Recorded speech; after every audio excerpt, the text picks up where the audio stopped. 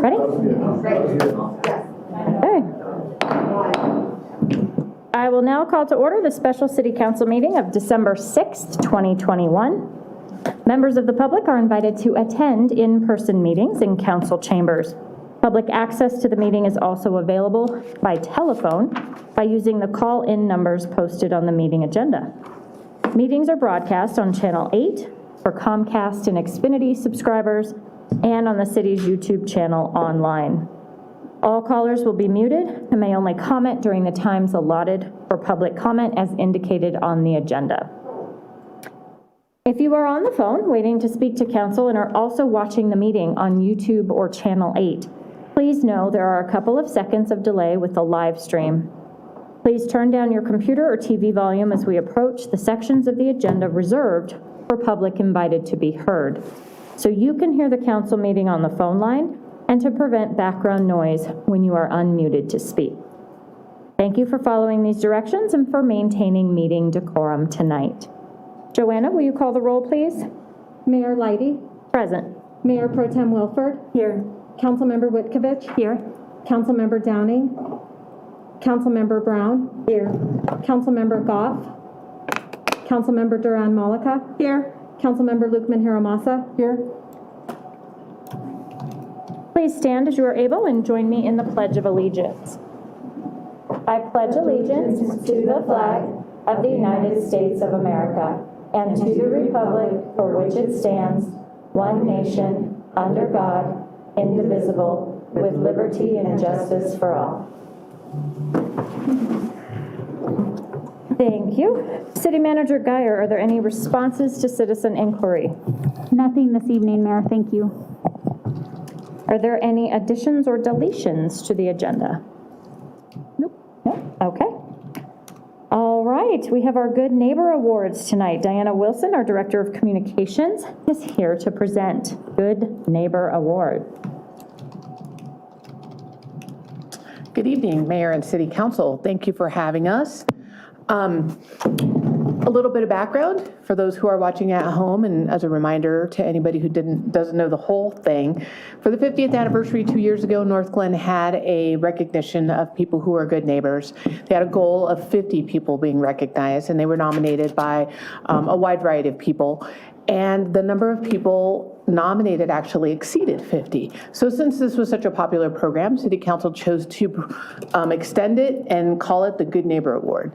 Anyone in Northglenn or the surrounding area who happens to be involved with Northglenn can nominate people. It's primarily aimed at Northglenn residents, but if somebody lives in another municipality but does a lot of service to Northglenn, they're also eligible. I think we have a presentation, right? We do. Good. I actually haven't talked to you guys with the presentation, so, you know, it'll be exciting. Yeah. Oh, look at that. We have switched up the program a little bit because of COVID. We had initially thought we'd invite people here and have a reception, but that hasn't been very realistic with the current health public orders. However, we instead give people a bag of goodies and deliver it to their house and offer to take a photo so we can recognize them, like you'll see in a few minutes, but also support our local businesses and give people a gift card and some nice Northglenn items. And I really can't express enough how appreciative people are. First of all, they're always surprised. They're always like, what? Somebody nominated us for something? And just really pleasantly surprised to get some Northglenn stuff, to know that a neighbor noticed what they were doing. So people are very appreciative of the program. So I know you don't see as many of them in person anymore, but I do want to let you know that this program is, people continue to nominate people, and the people that are the recipients really feel honored. So it's pretty neat. All right, so first up we have Jim Faulk. He was nominated by Richard Kondo, and they just say he's been a great neighbor, helps people when they're away, you know, really just looking out for everybody. And I would also like to add that Jim is also one of our newest snowstormer volunteers. Oh. So there's him. I love the suit.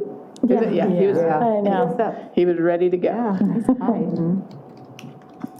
And then we have Anthony and Jennifer Higgins, who was nominated by Deborah Durant.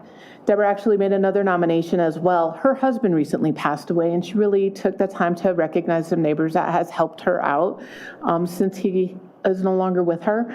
So really, really says nice things. Like, they have been a godsend to me. So really appreciative of her neighbors helping out with, whether that's the trash or mowing the lawn and so forth. Then we have George Clocker, nominated by Pat Michelle Castillo. He's a great guy, always willing to help anyone in the neighborhood whenever needed. Helps fix a lot of things. Once again, just somebody who's really looking out for his neighborhood safety and helping and pitching in when people need him to.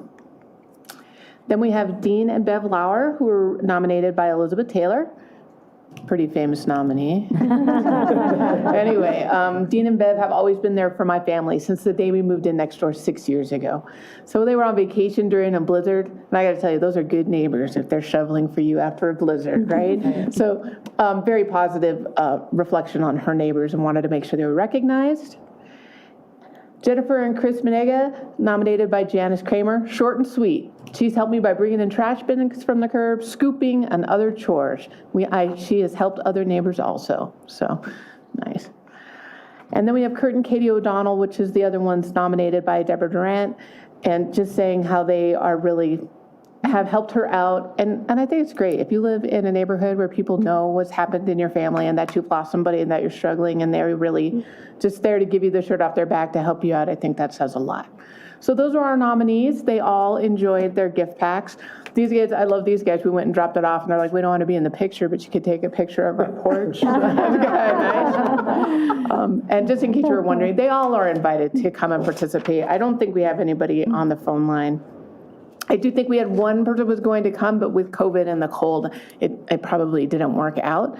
But thanks to all of you for continuing this program. We're going to recognize people 3 times a year moving forward in kind of the same format, as long as you're supportive. Great. Yeah, no kidding, that was cool. I think that's all, unless you have questions. All right, thanks. Thank you.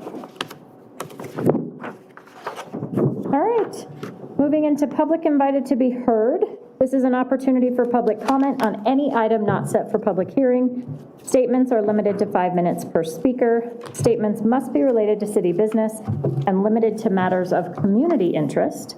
Joanna, is anyone signed up tonight to speak to council? I don't have anybody who signed up on the paper, but I do have an audio recording from Mark Bromley to play. Okay.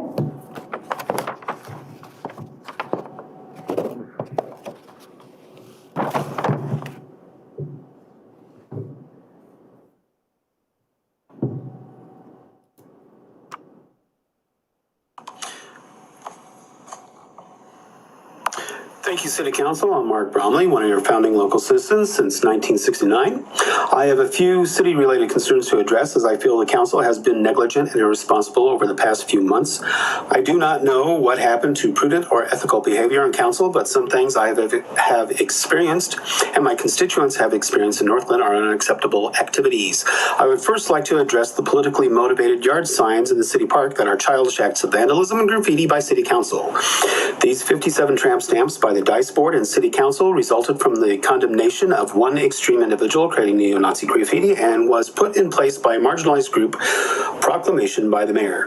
Less than 1% of the Northglenn population support this hate crime by City Council. Fighting hate crimes with more hate crimes is not an appropriate response, and these 57 graffiti by City Council tramp stamps should be removed from the E.B. Raines Memorial Park. E.B. Raines was not that kind of individual as a law enforcement officer.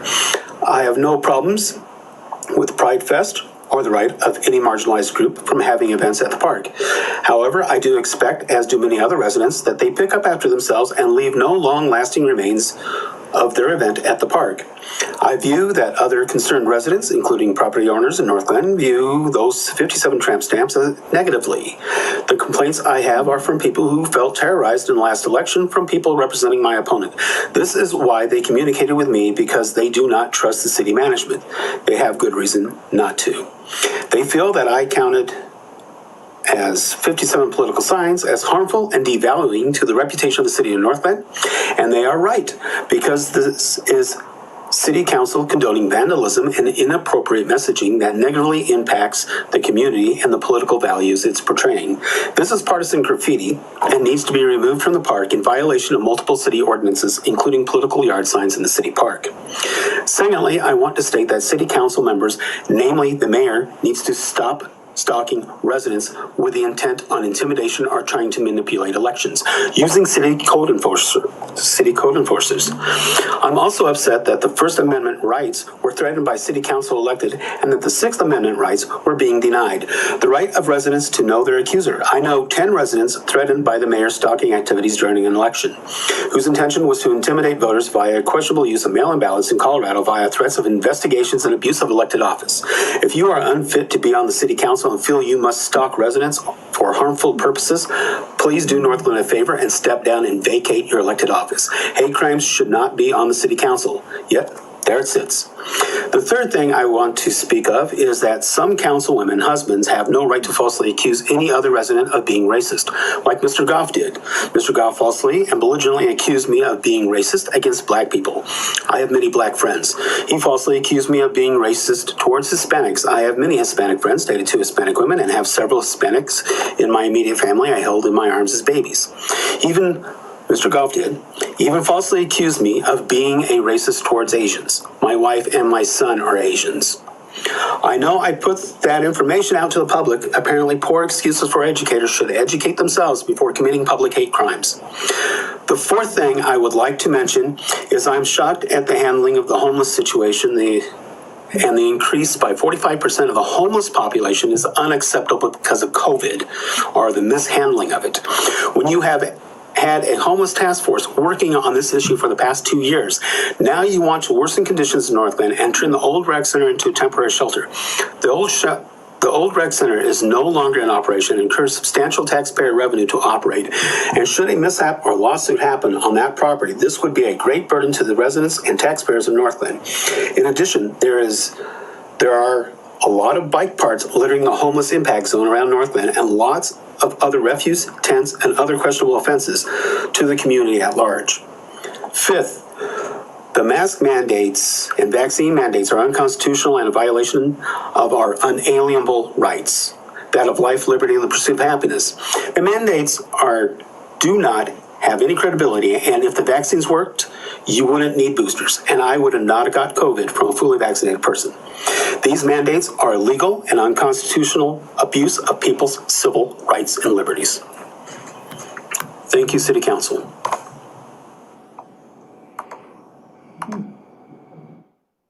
I think so. Go ahead. I'm sorry. Heather, can you please get a hold of Mr. Bromley and find out what tramp stamps are? Or do you know what they are? Mr. Bromley had sent an email some time ago, and I responded to his email. I believe what he is referring to is the stencils that we put on the western side of E.B. Rains Park as part of the Pride Fest celebration. So it's the stencils. That's it? I mean, that Well, chalk, wasn't it? it's paint which will wear off, but I believe that's what he's referring to. Oh, next year, let's put it in chalk. Just a suggestion. Thank you. Okay, thank you. Joanna, was there anyone else that reached out? No. No, okay. Is there anyone in the audience who didn't have a chance to sign up and would like to speak to council tonight? Yeah, come on up. Good evening, Mayor, City Council. I was unaware that I needed to sign up, so. That's I'll okay, look we more just need into your it. name and address. Thank you. However, I want to say that I'm a proud citizen of Northglenn for the past 18 years, and I love my community. I think what y'all are doing is great. And what I want to say is I'm all for using the old rec center to home the houseless or homeless, and whatever your agenda is for that, and even to be a volunteer or be a part of it. I actually have worked with homeless for the past 30 years, and all the folks around Croke Park and probably off of Huron and 104th that you guys probably see all the time. I reach out to them on a daily basis and try to give them resources. I feed them all the time, and I've got a heart for that. And I'm totally for this and would love to know what I could do to be more of a part of it if it's something that you all decide to work on. Thank Okay. you. Thank you. So just for the minutes, I'm so sorry to bother you. We just need your name and your address. Oh, I'm sorry. That's okay. It's Desiree Morales, ending with a Z, and I'm at 9688 Lou Drive, Northglenn, 80206. Great, thank you so much. Thank you. Thank you. Is there anyone else in the audience that would like to speak? No? Okay. Is there anyone on the phone who would like to speak to council at this time?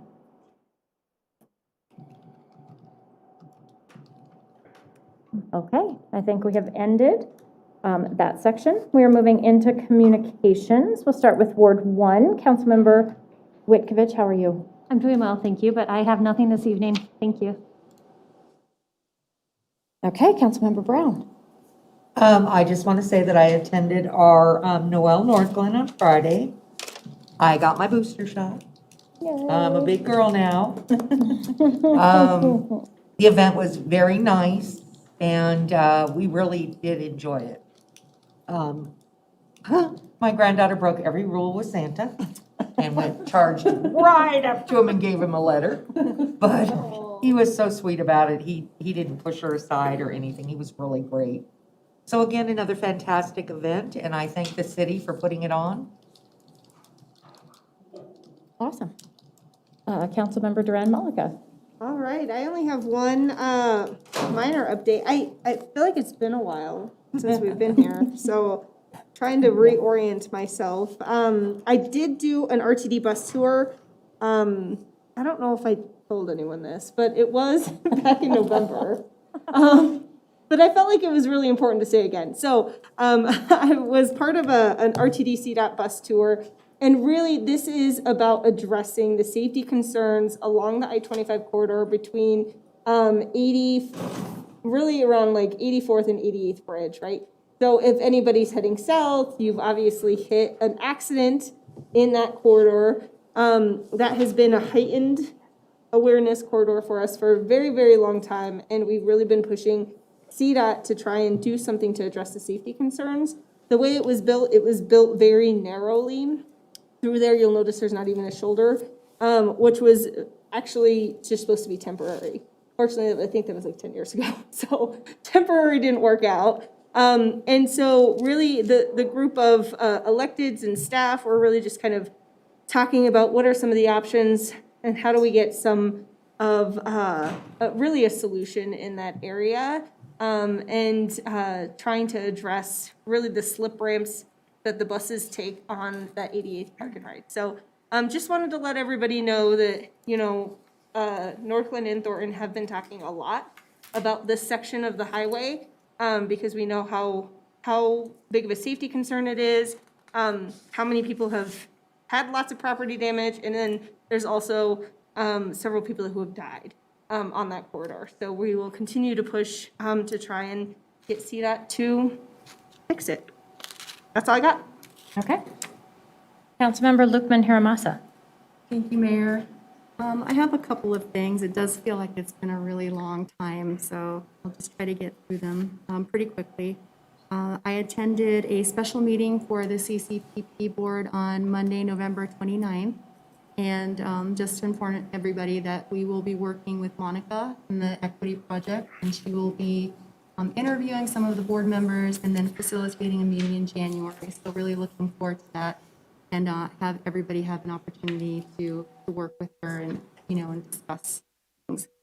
I also attended the Safe Parking Lot Tour on Tuesday, December 2nd, I believe. I'm trying to think of the dates, at Arvada Covenant Church.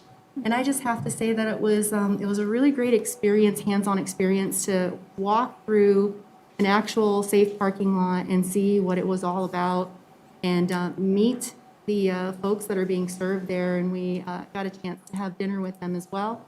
And, they're just everyday people trying to survive, trying to get along. Great group of people, great conversations we had.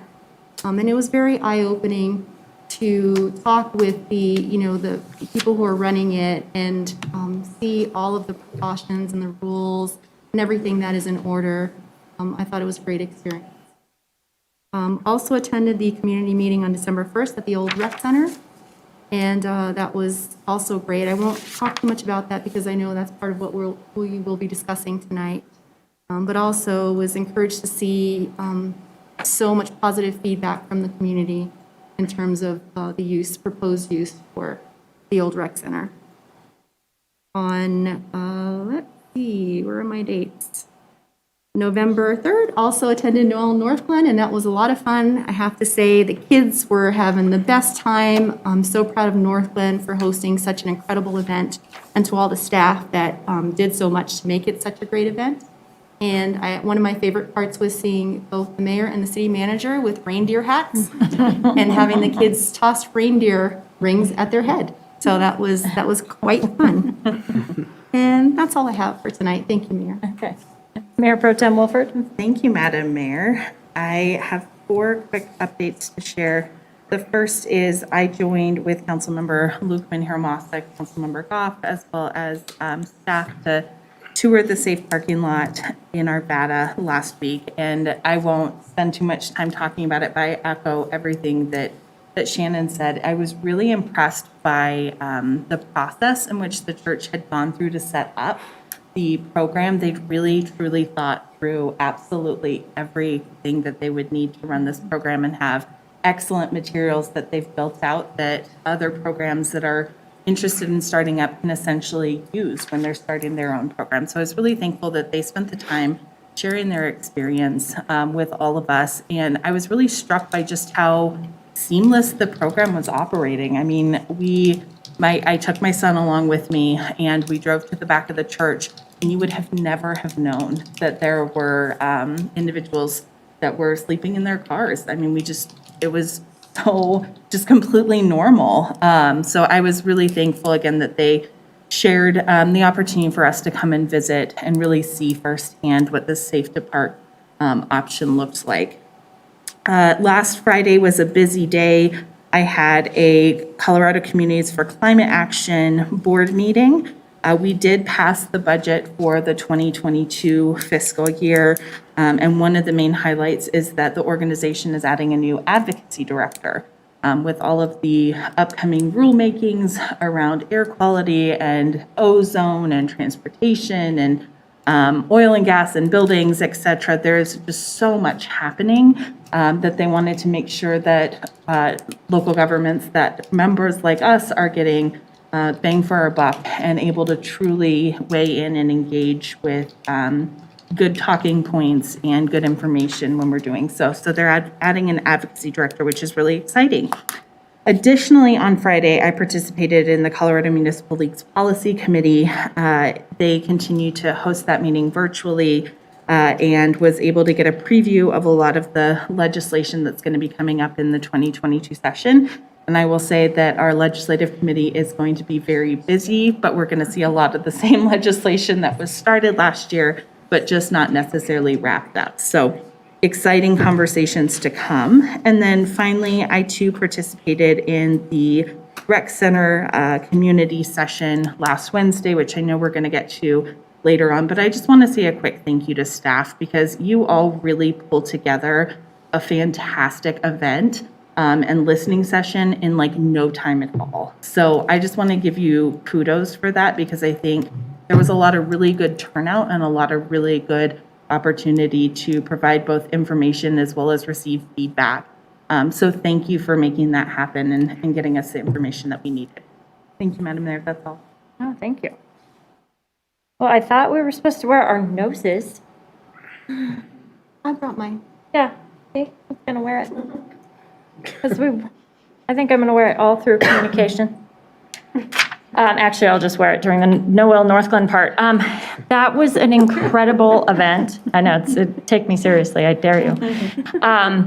No, but I really do, our staff pulled together an event in a new venue, and I walked in, and one of the staff members says, "We've learned a lot already," and it was 10 minutes in. And so that's what I love about our staff, is that they have such a growth mindset, and they really take a moment to assess the situation and say, okay, this was good, but we've already made some improvements to next year's plan. And what I don't know that people understand is the people that are hosting all of the events are city staff and city council. So we don't have a bank of volunteers. I mean, we do have some, but so many staff members were there at, hosting, standing in line, interacting, helping. I loved that we had the vaccines set up, and the crafts were super fun. The whole thing was just great. I was so excited to get my picture taken with Santa. But really, I just wanted to very seriously say that our staff gives 150% back to our city.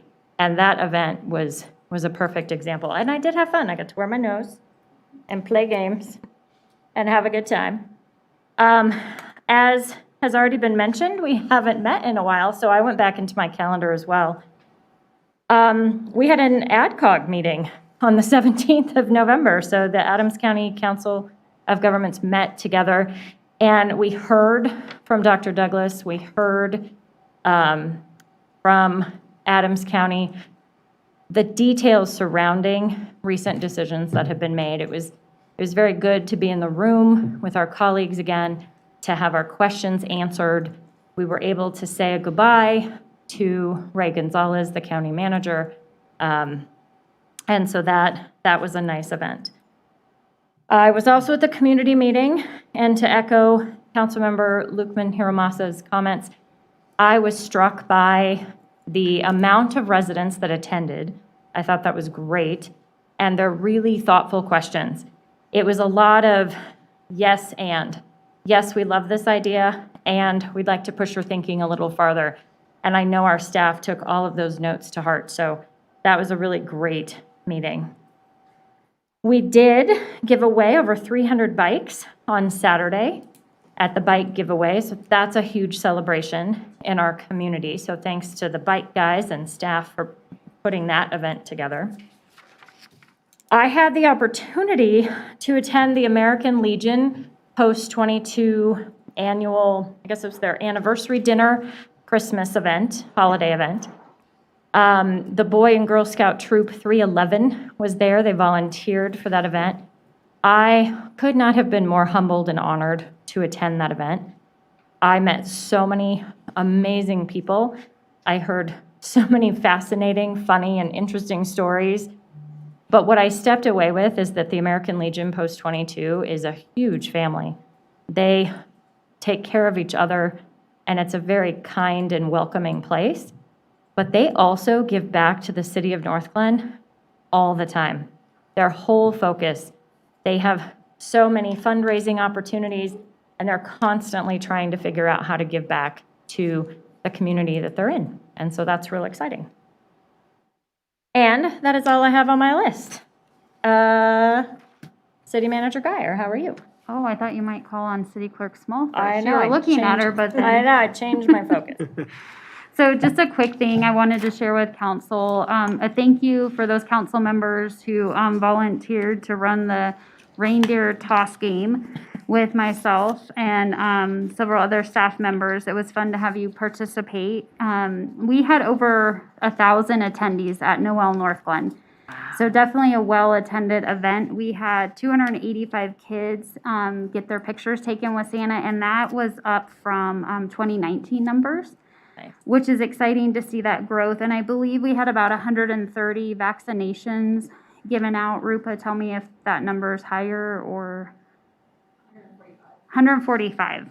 So higher than 130 that I have here. So overall, a great event. We had excellent compliance with asking individuals to wear masks. We had masks available at the doors, and they were super festive, and so definitely shared a mask or two if participants wanted to take those home, along with some silly putty And, you know, parents were thrilled that we were giving out lots of silly putty.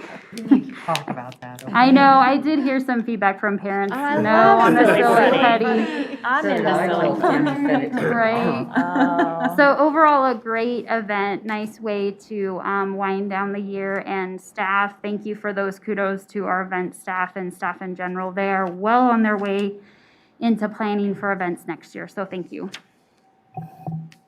I forgot to say, I was not familiar with Animal Farm, and wow, they were fun. Like, really, really fun. And the use of the theater, the kids were up and dancing and singing, and it was amazing. City Clerk Small. Good evening, Mayor and Council.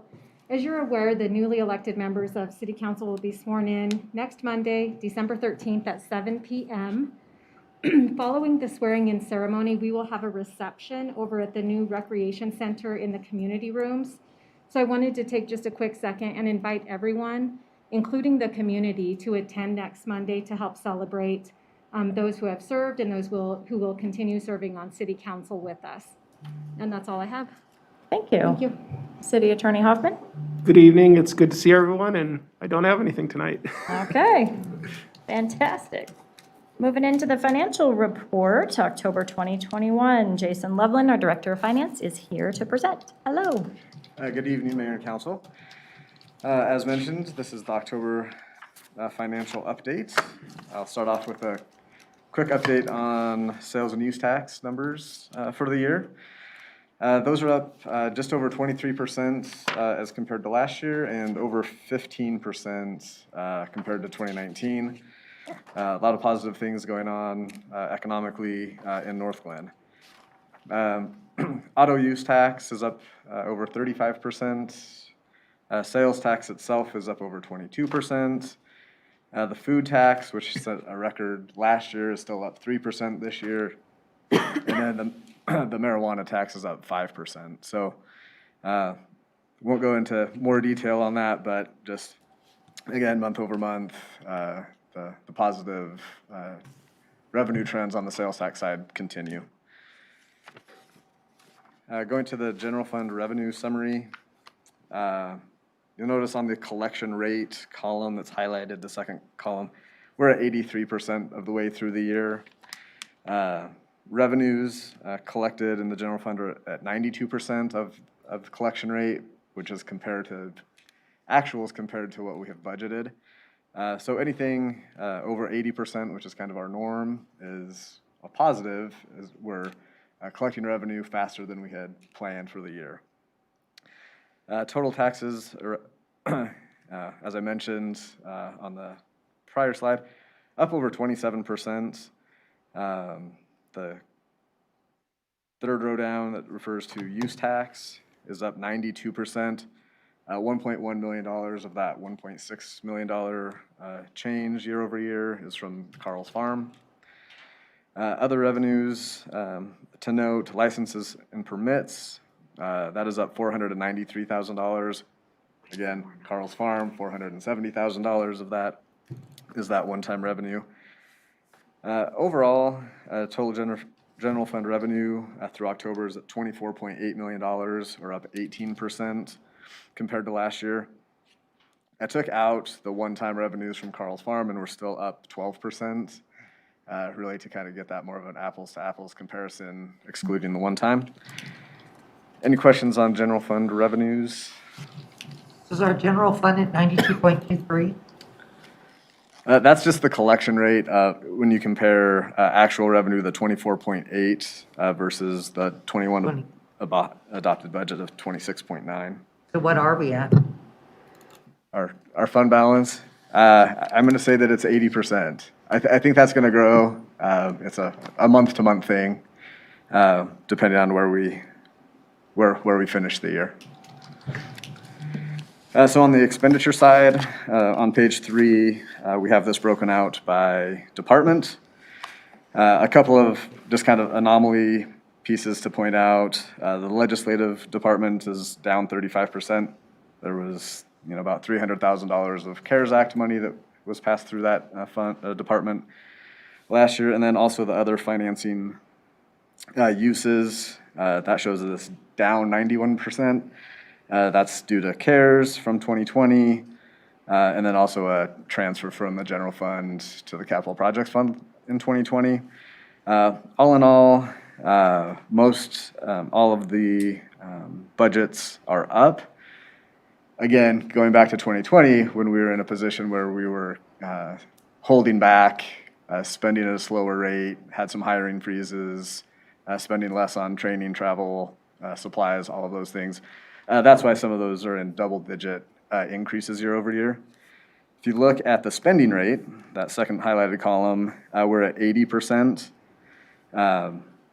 which is right in line as long as we're below 83% overall for the expenditures fund. We're in a good place as compared to budget. So total expenditures are $22.1 million through October. Questions on spending in the general fund? Nope. The next fund we'll talk about is the water fund. Total revenues of $12.5 million, total expenditures of $6 million. Water usage in that blue box towards the bottom is down 5%. That aligns with consumption also being down 5%. In 2020, we had, at this time, kind of record consumption, which was up 8%. So we're still up 3% over 2019 as far as actual consumption of water, while the revenues are still showing down from the prior year. I won't touch on anything in more detail unless you have questions on any of the revenue lines or expenditures. In that fund. Okay. Next, the wastewater fund, total revenues of just slightly over $5 million and expenditures of $15.7 million. Overall, revenues are stable. We'll see that large contribution due to Bunker Hill of $700,000, which then drives that revenue number to show that revenues are up 23%, again, due to the one-time nature of that revenue. On the expenditures, things are in line on the operating side. You'll see 64% spending rate. We're typically about 62% in this fund. I'll point out on the largest expenditure, $13.3 million. $12 million of that is Lift Station A and Force Main, and then another $900,000 on Bunker Hill. So two large projects make up the spending. We had a $30 million budget. We've spent a little over 13 through October, so we're on track there. In the stormwater fund. Councilmember Brown. Oh, sorry. That's okay. I'm sorry. I'm looking at the debt service expenditures, right? Yes. Did we just miss the target on what we needed to budget there? No, great question. I was going to bring that up. So these are we'll make the principal and interest payment in December on this. So all of those are going to show just an interest-only payment that we make in June. So that's where it looks like they're behind, but we definitely did not miss the target on that expense. Yep. In the stormwater fund, total revenues $436,000, expenditures $159,000. In line on both directions as far as the charges as well as spending in that fund. And then in the sanitation fund, the last fund that we'll go over tonight, total revenues $1.5 million, expenditures of $1.2. Again, the collection rates for revenues are typically about 79%. We're at 77% this year. And then spending can vary depending on capital outlay. You'll see $520,000 was budgeted for a vehicle replacement that we have not paid for or received those vehicles through October. Total cash and investments at the end of October were $97.8 million. And I can answer any questions on what's been going on financially through October if you'd like. Sounds like great news. Yes. All right, thank you. Thank you. You're welcome. All right, the consent agenda. Is there a motion to approve? Motion to approve. Second. Please open the vote.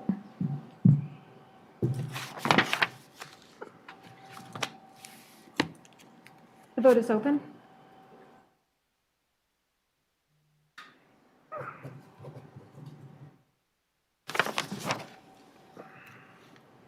I will close that vote, and the consent agenda passes unanimously. Okay, thank you. All right, moving into resolutions. Hold on to your hat, because we got a few. We will start with CR 132. Joanna, will you read the title, please? A resolution approving change order number 1 to the agreement between the City of Northglenn and Riley Industrial Coatings Incorporated for the Low Zone Tank Recoating Project. Move for approval. Second. All right, Kent Kisselman, our Director of Public Works, is here to present this item. Hello. Good evening. Thank you for having me. So earlier this year, you approved the actual project for this low zone tank. We started this back in 2017, was the original inspection. At that time, they were on the roof and thought that we needed some patching. And then we had to we didn't have enough funding. The last 2 times we bid it, the price kept going up, and this year we finally caught it. But then upon further inspection this year, it was determined that over the last 4 years, it continued to deteriorate, and it was recommended that we go ahead and paint the entire top of the tank. And this is up there by the Justice Center where there's 4 tanks. 3 of them are ours. This is the largest tank, the 3 million gallons. And it's already been drained, and they're already working on the existing project. So we've received a quote for $69,304 to change order in the painting of the top of the tank, and we recommend approval of this resolution as presented. And I'll answer any questions. Don't see any blue hands up on my screen. Any questions or comments for Ken? Nope. All right, thank you. Thank you. Please open the vote. The vote is open. And I see that Councilmember Goff has joined the meeting remotely. So I'll call for her vote. Councilmember Goff, how would you vote? Yes. Thank you.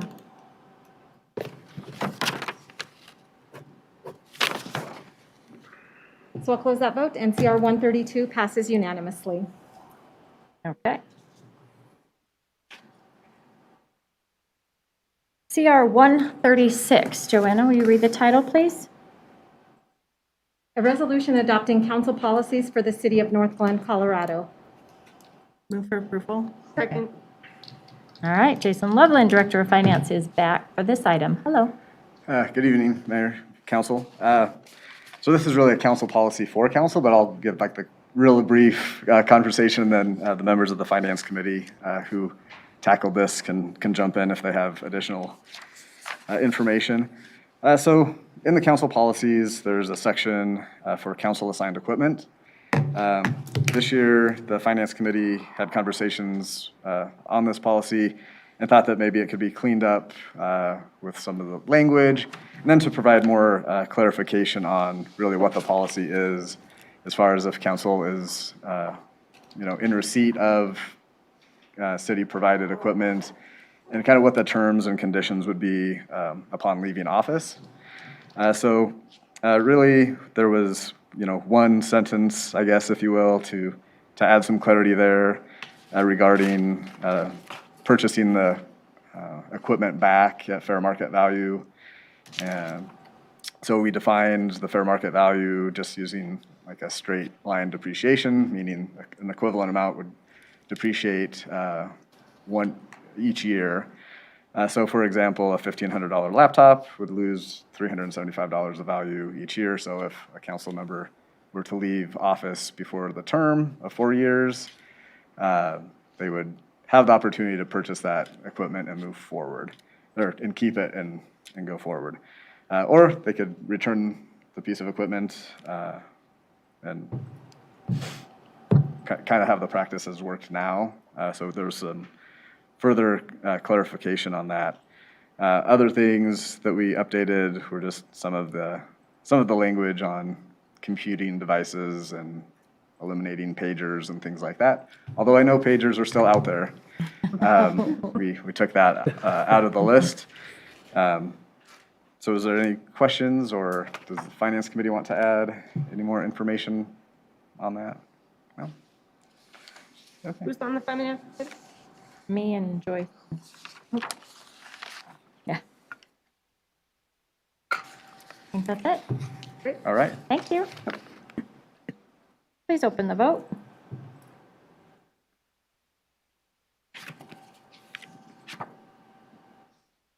The vote is open. I have no votes or open. Mine too. Same. Oh, mine no. Refresh. I got it, I refreshed it. Thank Oh, you. there we go. Yep. Councilmember Goff, how do you vote? Yes. Thank you. Okay, I'll close that vote, and CR 136 passes unanimously. Okay, CR 137. Joanna, will you read the title? A resolution distributing funding to outside agencies in accordance with the recommendations of the City of Northglenn Outside Agency Funding Committee. Motion to approve. Second. All right, City Clerk Joanna Small will present this item. Thank you, Mayor.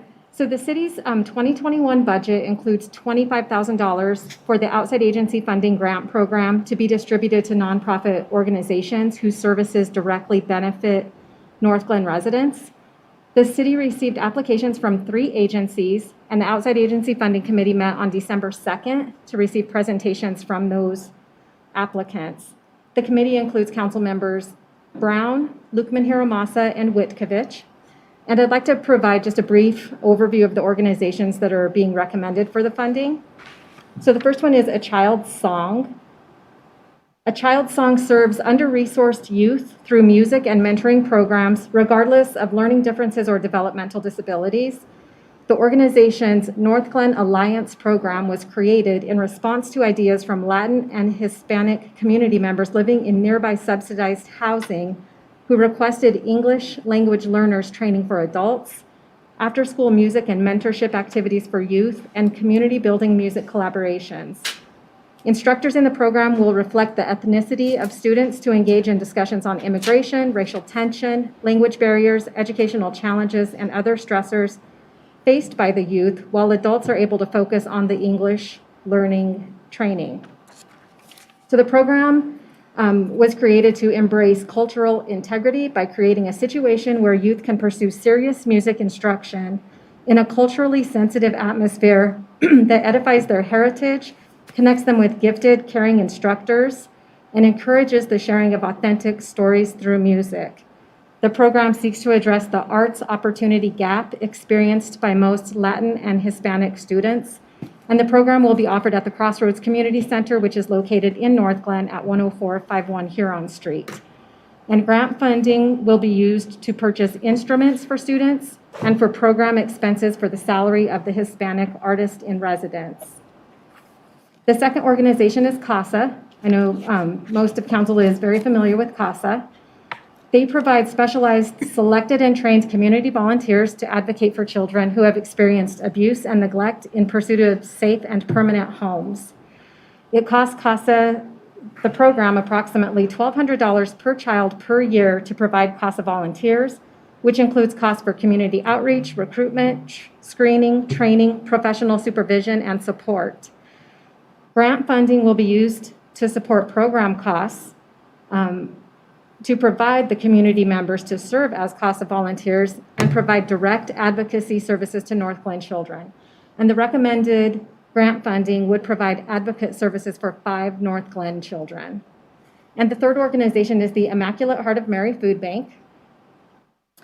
The food bank serves a large portion of Adams County by providing food baskets to registered individuals, and they also provide food to anyone in need at the food bank on a weekly basis. The food bank serves a large population of people experiencing homelessness, people with low incomes, students, seniors, and working families. Services are provided without bias of religion or ethnicity. grant funding to the Immaculate Heart of Mary. Food bank will be used to address gaps due to decreased donations and other food banks that have closed, and also to purchase bulk food items and protein items which are more expensive and not regularly donated. The food bank will also purchase items to meet the dietary needs of Afghan immigrants who visit the food bank for assistance. So the Outside Agency Funding Committee is required to make funding recommendations, which must be approved by the City Council. So CR 137 has been prepared based on the committee's recommendations to issue grant funding to A Child's Song in the amount of $7,000, CASA of Adams and Broomfield counties in the amount of $6,000, and the Immaculate Heart of Mary Food Bank in the amount of $10,000. Staff recommends approval of CR 137. I or members of the committee, speaking on their behalf, will be happy to answer any questions from council. Mayor Pro Tem Wilford? Thank you, Madam Mayor. I'm seeing that the budget for this program is $25,000, but only $23,000 was allocated. Is there a reason that that OAF didn't allocate the last $2,000? Can someone speak to that? The decision was based on the dollar amounts that we have here. We went back and forth, and I did suggest that we spend the entire $25,000, Yeah. but we didn't. We chose to go with these limitations. Okay. I explained to the newer members that next year when we come up the time again, we will make sure that we use all of our funding so that we're sure that we have that bucket for the next month or the next year moving forward. But we missed the target by 2,000. So is that something that we could, I mean, I guess like the $2,000 will go back in the general fund and we won't necessarily get it back. So I feel like this is the opportunity to put $2,000 more into these organizations that, I mean, really are doing incredible work for our community. So I wonder, you know, like members of the Outside Agency Funding Committee, you all have reviewed the applications and you know what the need is. Is there a place that you would recommend putting this $2,000, and would folks be open to like zeroing out that budget line item here? Considering that we had 70 families in Northglenn that were unable to be served from lack of funding last year from CASA, I was suggesting that we put a little bit more money into CASA. And after listening, and there was one thing I wanted to clarify about the food bank. Not only are they focusing on Afghan dietary restrictions and the food that they eat, they're looking at that from a more global standpoint, because they found that more and more people, you know, it's not in their diet to eat what we have available, you know. So they want to try and expand that. Mm-hmm. So my suggestion was to put another 1,000 in CASA and another 1,000 in the food bank.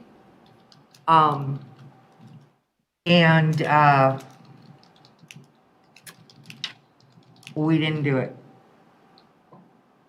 Okay, Councilmember Luqman-Hiramasa? Thank you, Mayor. So if I had to say, I feel the same way. I feel like we were so close to just needing to allocate the extra $2,000. I would first advocate it to go towards towards CASA. To sponsor one child, $1,200, and then the food bank. So if we sponsor one full child, since they have a round number, Yeah. that would be what I would be on board with. Right. I agree. I feel like we should have just continued to allocate the other $2,000, and we went back and forth, and it was based on trying to figure out who needed what where. I can agree with that. Does anyone want to speak to that? I mean, I heard a proposal that we go ahead and, Do we want to vote on it? Or, I mean, we haven't heard from me yet. Yeah, no, I'm all for it. Are we saying 1,200 to CASA and then the other 800 to the food bank? Thank you. Yeah, I think that's great. Do we need to make an amendment or something? It could be considered a friendly amendment if the maker and the seconder of the motion agree. Do I have to say something besides I agree? can I ask a clarifying question? Because I know that CASA recently came with a request for a large amount of money, and I think it was above and beyond what OAF would offer. So my first thought, because I noticed the $2,000 right away too, I'm not quite sure how that happened, but I would just put it all in CASA. I did wonder, I mean, not that we have to nitpick it, but I just wondered where the numbers came from, because I see the request was 15.4. So I'm Right. guessing everybody got more than they asked for. Yes, Yeah. absolutely. Can you The speak woman to- from CASA only asked, I think, $2,400 for 2, and we all kind of gasped after that. Oh. But she was so sweet as to say she didn't know how many people would apply, and she wanted to make sure that everybody had a chance to get part of the 25,000 that applied. Okay. And so we decided to bump it up to 6,000 because that would cover 5 children at the $1,200 apiece. And then we decided to give more to the other 2 organizations as well. What did a child song ask for? 5,000. Okay, I was just wondering. So does anyone want to propose an amendment? I would propose that we increase the funding of CASA up $1,200 and the funding to Immaculate Heart of Mary Food Bank up another $800. Second. Please open the vote.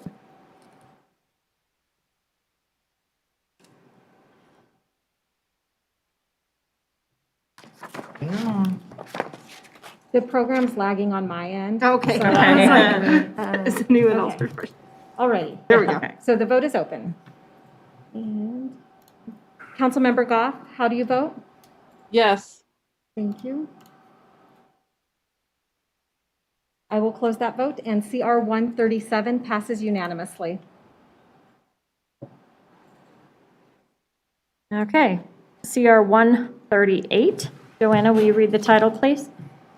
A resolution approving addendum number 1 to the professional services agreement between the City of Northglenn and Hatch Company for the Laboratory and Operations Data Management System.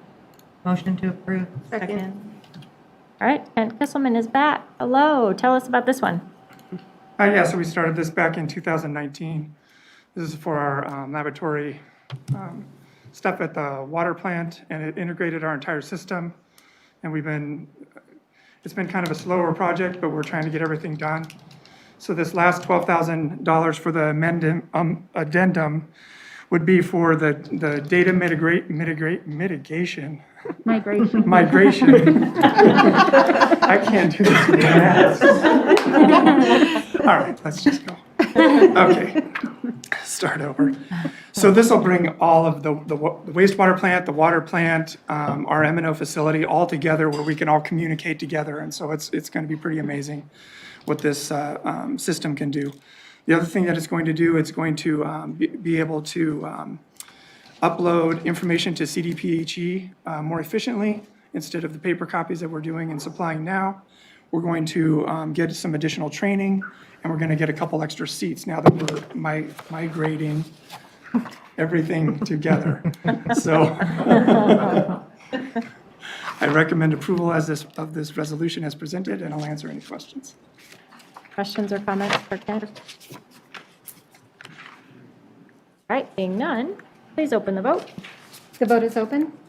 Gotten off really early tonight. Councilmember Goff, how do you vote? Yes. Thank you. I will close that vote, and CR 138 passes unanimously. CR 141. Joanna, will you read the title, please? A resolution approving an amendment to the intergovernmental agreement between the State of Colorado Department of Transportation and the City of Northglenn for the 120th Avenue Operational Improvements Project. Second. Good evening, Mayor and Council. Hi. This is good news. Tonight, we're here to consider an amendment to the IJ to accept an additional $2.484 million.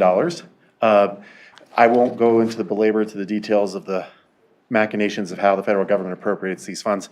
But needless to say, we also are required under this IGA to have a 20% match. And as listed in the staff memo, we are already overmatched in order to be competitive for this initial grant application. So there will not need to be an additional appropriation for that. However, before we go to award a contract, we will be doing a supplemental appropriation to reflect this income of the grant going toward the project. One of the reasons why we're holding off on doing that is because we're waiting to see where the final prices come in and determine whether or not we need to come back with, if it's just the 2.4 or if there's a need for additional funds. Because as we've been seeing right now, usually year over year, we see inflationary construction prices about 3%. It's more like 8. So we have a very heavy contingency on this project. We think we will be okay, but it's likely that we won't know for certain until we get final bid pricing. With that being said, we also have a schedule that we included on this where we will be hosting a public meeting in January. And just for the council's benefit, this is a federal requirement that has no guidelines on how we go about hosting the public meeting. So what we're going to be doing is a hybrid option of hosting something over at the new rec center and provide people information, just simply to tell them that there's a construction project coming.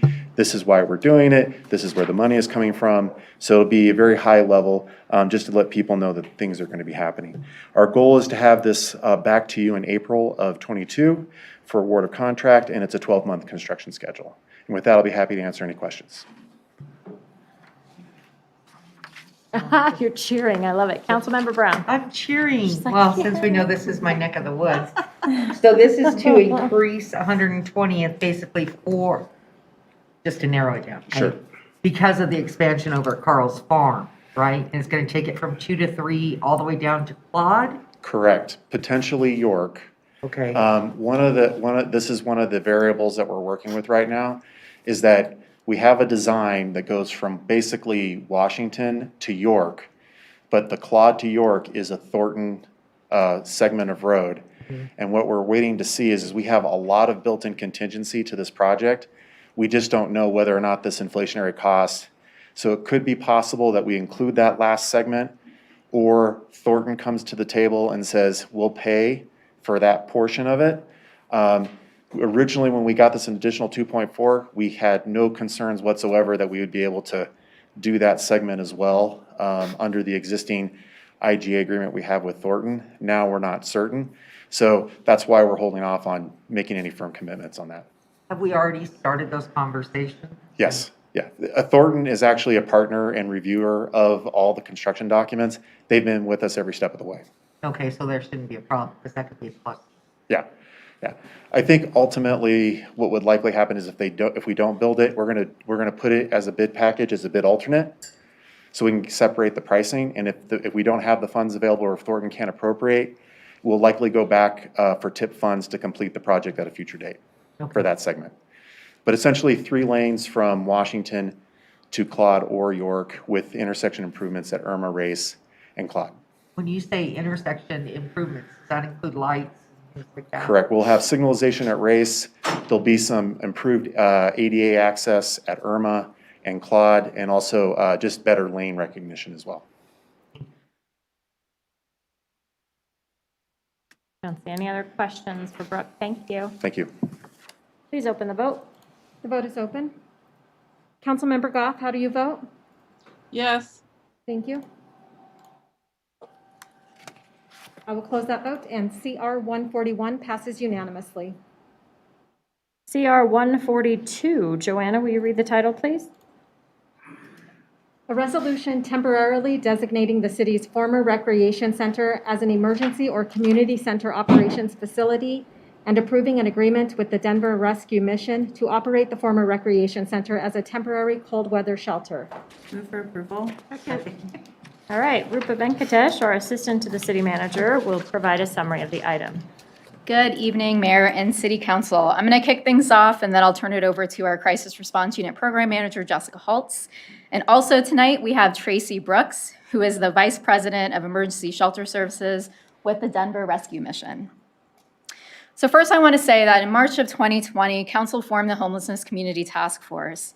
Since then, we've heard from residents during council ward meetings, from mayor's mingles, emails, phone calls, Access Northglenn requests, that homelessness is something that we need to address. So tonight, we are really pleased to be here tonight to present an actual solution.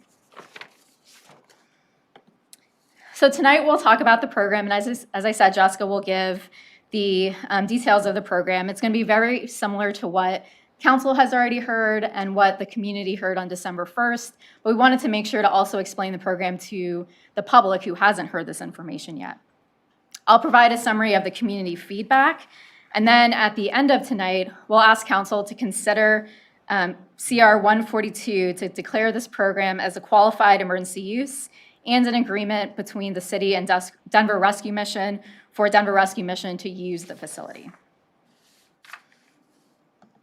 So first, I want to acknowledge that this is a really fast turnaround time. And the reason for that is we wanted to make sure we had the right partner at the table, which is the Denver Rescue Mission. We also wanted to make sure that we secured funds, which Adams County is providing the funding for this program.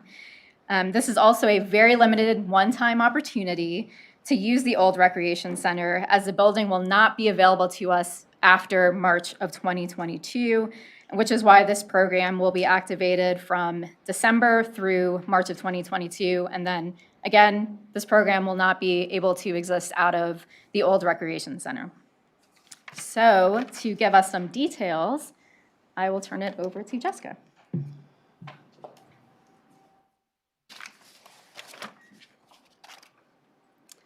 Good evening, Mayor and Council. Thanks for having me.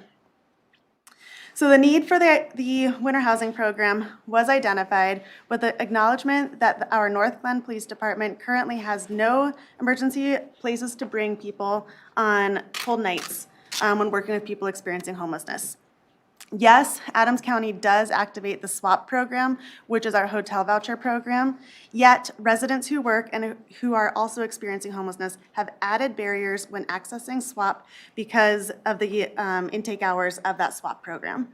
The SWAP program is activated at 10 o'clock in the morning when the hotels let Almost Home, the organization that runs it, know how many hotel rooms are available for that night, and then those hotel rooms are distributed. Those hotel rooms are typically distributed by around 1 or 2 o'clock in the afternoon, meaning that people who are working went to work before 10 o'clock in the morning and are getting off of work after 2 o'clock in the afternoon have lost out on the chance of securing housing for the night or shelter for the night. So why are we going to partner with the Denver Rescue Mission? They started in 1892 to serve people experiencing homelessness and poverty. They operate 3 shelters, 1 day center, 2 transitional shelters, and a distribution center. In short, they are the experts around here. As a bonus, their VP of Operations is also a Northglenn resident here in Ward 4. When we reached out to them, we also came up with a criteria of people who would be appropriate to utilize this overnight shelter. So the participants will be 18 years and over. We will not be serving minors. They must have employment or community connections, meaning they are attending a school, a job, a day center, or they have friends and family connections within the city of Northglenn to be able to go to throughout the day, so they have an appropriate place during that cold weather. They also need to be referred by the Crisis Response Unit or an Adams County Street Outreach Worker. They can also be identified by the Northglenn Police Department. The way that this will work is that this is not a walk-up service. People cannot walk up and self-identify saying that they need a place to sleep here at this winter housing program. They must talk to an outreach worker and be referred as an appropriate referral for this type of program because they need to have that connection to a daytime service. When we are looking at tiers of homelessness, I think you guys have heard me talk about it, but I'm going to go through it a little bit more. So tier 1 homeless is what we talk about when people have a first-time short experience of homelessness. Typically, this lasts for less than 2 weeks. These are people who have lost connection to a job, lost connection to a paycheck, were living in a place that they did not have a lease, and therefore, when they lost out on that funding, they weren't able to have a secure place to stay to tide them over until their next paycheck came in. Tier 2 is when we are looking at people who are experiencing homelessness between 2 weeks and 1 year long. These people still often have connections to places of employment, though they might be between jobs. They still have connections to their references, to family members, to friends, to community services. Sometimes they're faith-based organizations. So they still have that network of support that they can turn to and use to get out of homelessness. When we talk about tier 3, we're talking about chronic homelessness. These people have experienced homelessness for over a year. These people have more than one mental health or substance abuse issue, typically when we're talking about this population, making it very difficult to end their homelessness. They have lost connections to their family, to jobs. They've lost connections to those references, often have lost their identity more than once. They've lost connections to any sources of income. So being able to exit homelessness, the barriers are really high for that chronic homeless or tier 3. What we are looking at with this winter housing program is serving the populations in the tier 1 to tier 2. People who still have that network of support, we don't want them to lose that. And so this is going to give them a foundation of stability to be able to utilize that foundation of support and move back up and hopefully out of homelessness. When we are talking about this issue in the community, it is often noted that that chronic homelessness, the people who have been homeless for over a year, is 10% of the overall population, yet is seen at like that more 90, they're talked about over 90% of the time. That's because that is what's visible. We see people with their backpacks because they have nowhere else to go. We see people pushing their buggies because they have nowhere else to put their belongings. They don't have storage units anymore. They typically don't have cars anymore. So this program is not typically designed for chronic homeless unless someone wants to exit that and is willing to go into a training program, or they do have family members still around able to help them out. So what would this program look like? The intake and check-in process would be fairly simple. The doors would open at 7 p.m. The clients would check in with the staff for the evening, and they would meet with the case management through the crisis response unit. We held a community meeting the other night, and I think around 65 community members showed up to that meeting. And so people knew what was going on. There was a little hubbub around. People were in and out of the building. It was visible. I mentioned to the community members that night, there were 65 plus staff plus some city council in there, as well as Denver Rescue Mission. So on a nightly basis, this would have 20 people. It would be fairly invisible to people driving by on Community Center Drive right there, unless you're hitting it like right at that 7:15 p.m. when people are checking in.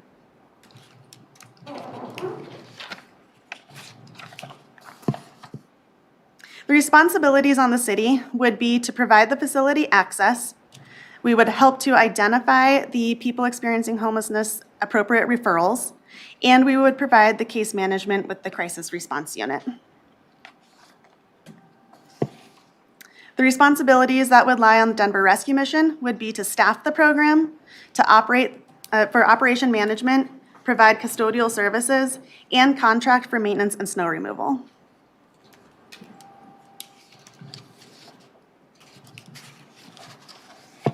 When we're looking at how we are going to measure the success, which was a community question that often came up, we are going to be able to identify how many people experiencing homelessness exited the program. How did they exit that program? Did they go into a transitional housing? Did they go into permanent supportive housing? Did they go into an assisted living facility? What were their extended plans after this program? Working with a manageable population of 20 individuals will allow for pretty significant tracking of how successful that program is operating. We're also going to understand how many nights of homelessness were deferred, and were they able to connect to appropriate resources. And when we're talking about connecting to appropriate resources, we're also looking at those 5 emergency beds for our Northglenn Police Department. So those people that are brought in by our Northglenn Police Department in the middle of the night, those people would be met in the morning by our crisis response unit and be able to identify what's going to be supportive moving on. Because maybe the program's has room, maybe the program would be appropriate, but maybe it's not. Maybe that person's going to need some other assistance, other benefits, other connections to different transitional housing. Whatever that person needs, we'll be able to work with them in that moment. When we're looking at our frequently asked questions, here we go. We are often asked, how can the community help? And I think we heard already that question this evening, which is really, really exciting.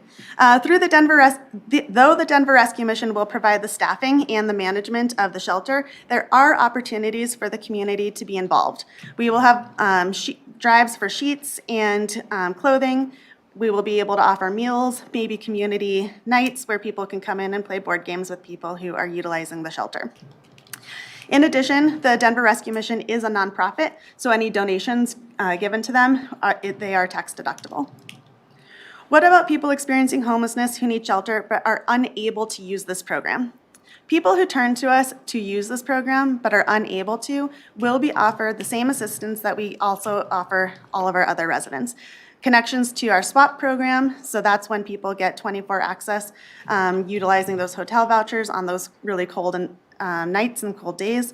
They will be given access to the Denver Rescue Mission and their partnering programs. There's there's two up in Fort Collins. There's a couple down in Denver that offer more of that transitional housing style if that's appropriate for the person. So working with our case management team, they won't just be saying, sorry, you are not appropriate for this program. It's you're not appropriate for this program, and this is what else can be offered to you. What happens when the temporary shelter closes? Working with a manageable population of 20, we are hopeful that within 3.5 months, we will be able to identify longer-term appropriate placements for these people. Or they will be able to have a foundation of stability that they are actually able to identify permanent housing on their own, and then just have assistance with those housing applications, knowing where to turn to for low-income housing, and being able to get connected to those places. So the hope is that they will no longer need a housing program at the end of March when this program closes. And then will case management be provided? Yes, the crisis response unit will be providing that. That will be myself, the program manager, as well as our new community resource navigator. She's not with us tonight. Her name is Jamie, and she's coming from being the director of a non-congregate shelter up in Greeley through United Way, and it's just losing its funding at the end of December. It was always termed to be that way, and so that's why she's coming to the city of Northglenn. So we're really lucky. And then also, what about families that have children? So because this is not going to be a shelter for minors, we have a great program here with the Federal McKinney-Vento Act in partnership with our Adams 12 schools. So as soon as I highlight a family that has a minor, then I typically turn to them because they typically have more resources than I do, being a federal source of support. What happens if there are safety issues? So the Northglenn Police Department will be utilized in emergency situations. The Denver Rescue Mission staff have backgrounds in shelter management to ensure proper safety protocols to prevent and address any potential safety issues. Like I said, they are the experts. Most of their programs are hundreds of people, not 28 people. They feel pretty confident that they're going to be able to work with this population in a pretty positive way. How can we ensure that individuals will not be hanging out during the day? That's going to fall on the expertise of the recommendations, as well as Denver Rescue Mission, making those appropriate referrals from the get-go and having clear understanding of those rules and regulations by the participants of the program. The referrals will do their best to make sure that those people have consistent places to connect to during the daytime. And then we also have a close relationship with Work Options through Adams County. And that Work Options provides rolling enrollment every Monday for people to sign up for their culinary classes, which is free to the participant, and also pays the participant $100 a week when they become involved. How can we ensure that other individuals who hear of the shelter will not be lined up trying to get in? This is going to be turning to the knowledge of Denver Rescue Mission employees who are used to running much larger operations and also having crew members available with transportation to other shelters. So if someone does show up and say, I want shelter for the night, and this is not the place to get it, then we do have that contract for a Lyft program. So we would be able to provide transportation right then and there. They don't have to wait for the next morning. We got asked, will intoxicated individuals be allowed to stay at the shelter? This program will be a harm reduction program. It is not an abstinence program. There's a lot of, When you're running an abstinence program, there's a lot of testing that goes in with drug and alcohol, which is cost prohibitive, time prohibitive, and also prohibitive to serving the clients that we focus on. Oftentimes, when people are living outside, it is filled with stress and trauma, and so maladaptive coping techniques are turned to. When people are able to identify sources of support, those maladaptive coping techniques are no longer needed. So this recognizes that it will not be a barrier. If the person's behavior is a barrier, then that would get them discharged from the program.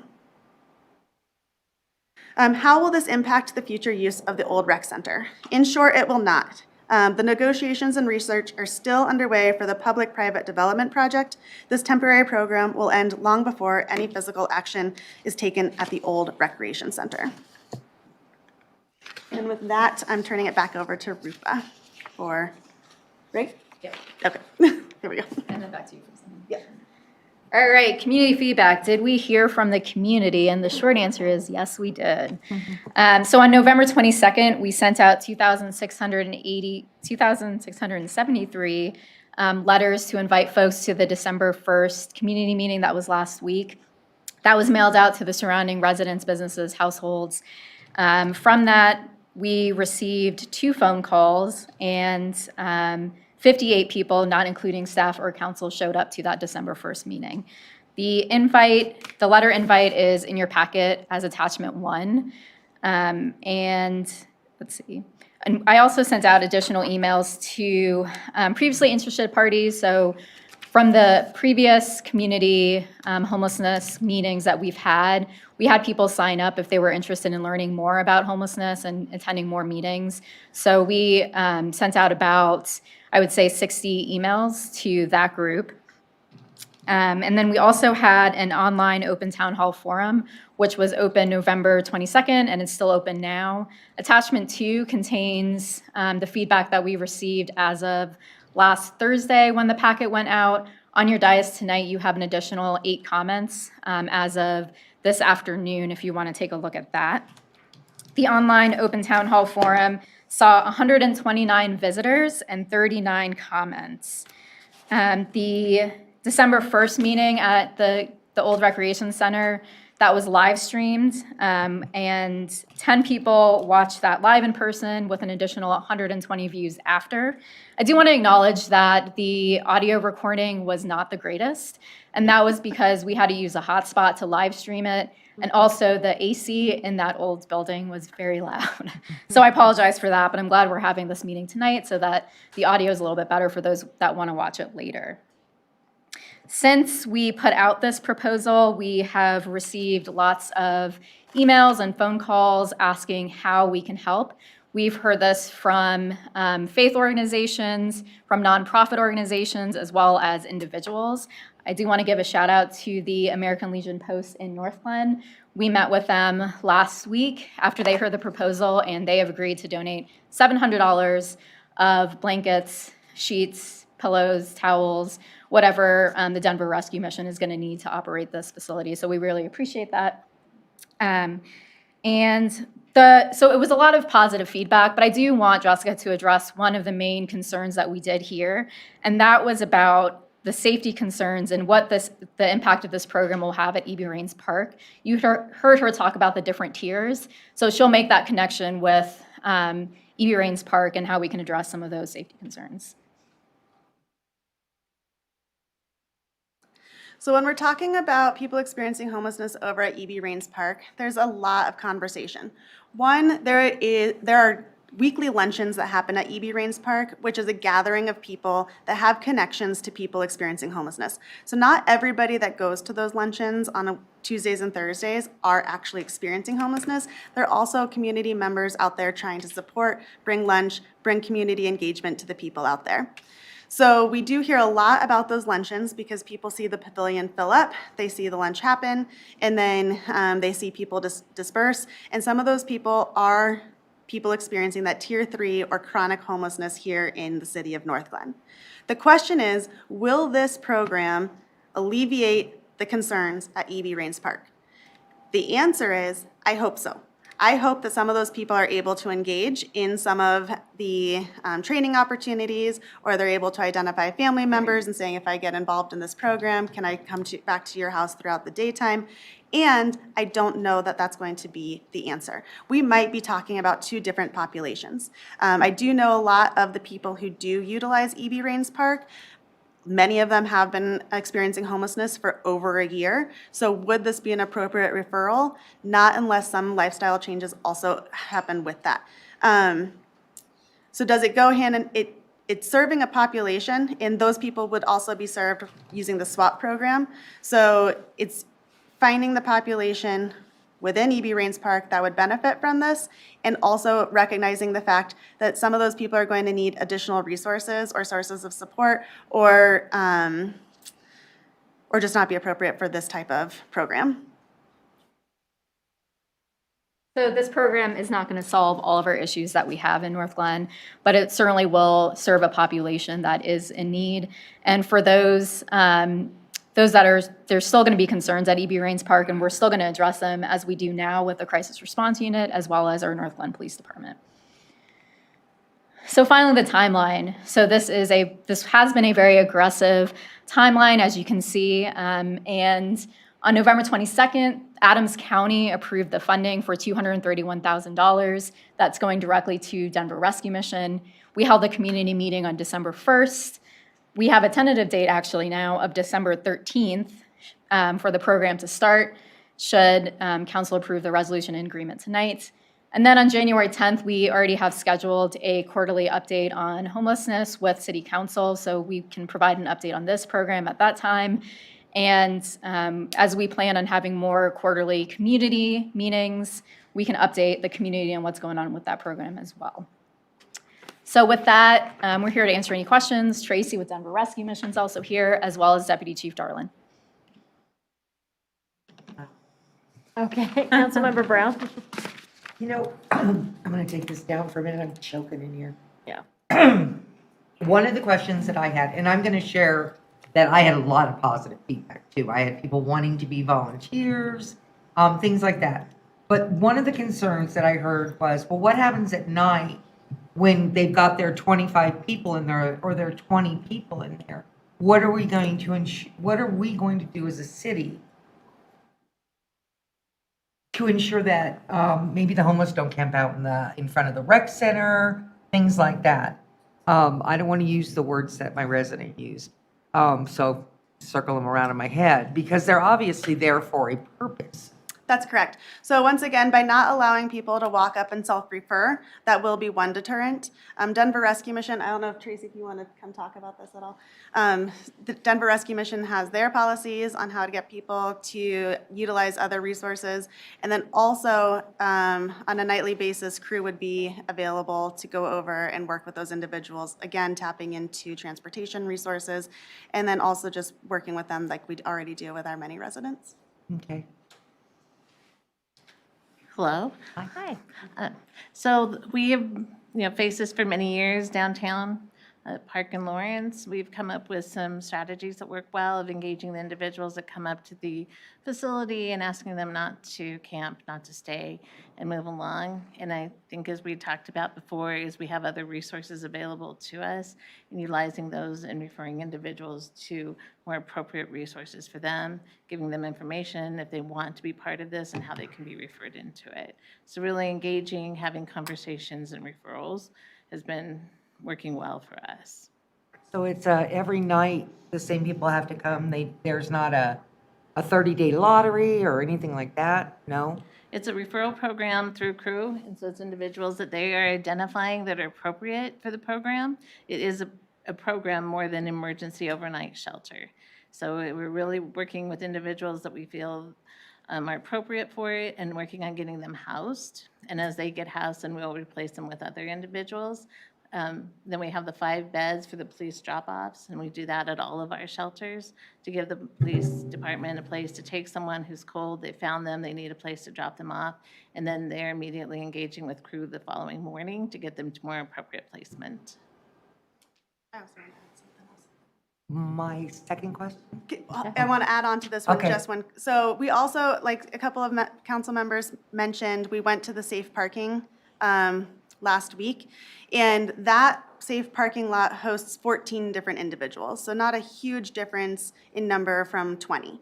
And what we were talking about with them is that they really start self-policing. So if people are coming and utilizing the program, that's not identified or allowed to be there, then they actually start working on self-policing, getting that person to move on themselves because they want to hold on to this program. Also, if people are coming to self-referral that are appropriate for this program and the program is just sold out, there are similar programs of transitional housing when someone already has kind of sources of stability in them. And we do have direct referrals with those programs through Catholic Charities and Denver Rescue Mission. So we do have sources to turn to when someone like that is also identified. And then I just have one more question. When the weather gets too cold, if that happens this year, and, they run out of hotel rooms, is there any thought of expanding how many people will be able to allow there? So not for this program, it's going to be 25. So the reason for that is, one, we really want to make sure that this program works. When we already talked about this with the community, we did say 25, so we want to honor that. And also, it also matches the building code amendment that you all passed earlier this year, which only allows for 25 individuals to stay at a faith-based organization. So we wanted to reflect that as well. So much space over there. Allow more people. Okay. Councilmember Duran-Malika was next. All right, I just had a quick question. So I just want to be really clear here when it comes to the money. So it looks like the Denver Rescue Mission is going to reimburse the city in utility costs up to $23,400. Are we expecting that the city of Northglenn would actually have to provide any type of funding for this program at all? No, so the $23,400 is actually probably more money than is needed because we estimated it from December 1st to March 31st. So no, we don't anticipate it being more than $23,400. Perfect, awesome. And then my final question, and I like your slide about, the outcomes that you're looking at. But I think one of the things that I just want the public to hear about is, not only why is it important we do this, but, what are we trying to learn through this pilot that we're going to be contributing to the region overall? So on a weekly basis, I meet with the other municipalities of Thornton, Westminster, Commerce City, and Brighton.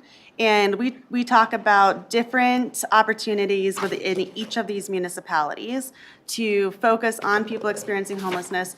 We get together on a different day of the week on Mondays and talk about our by name list, which is focusing on veterans experiencing homelessness.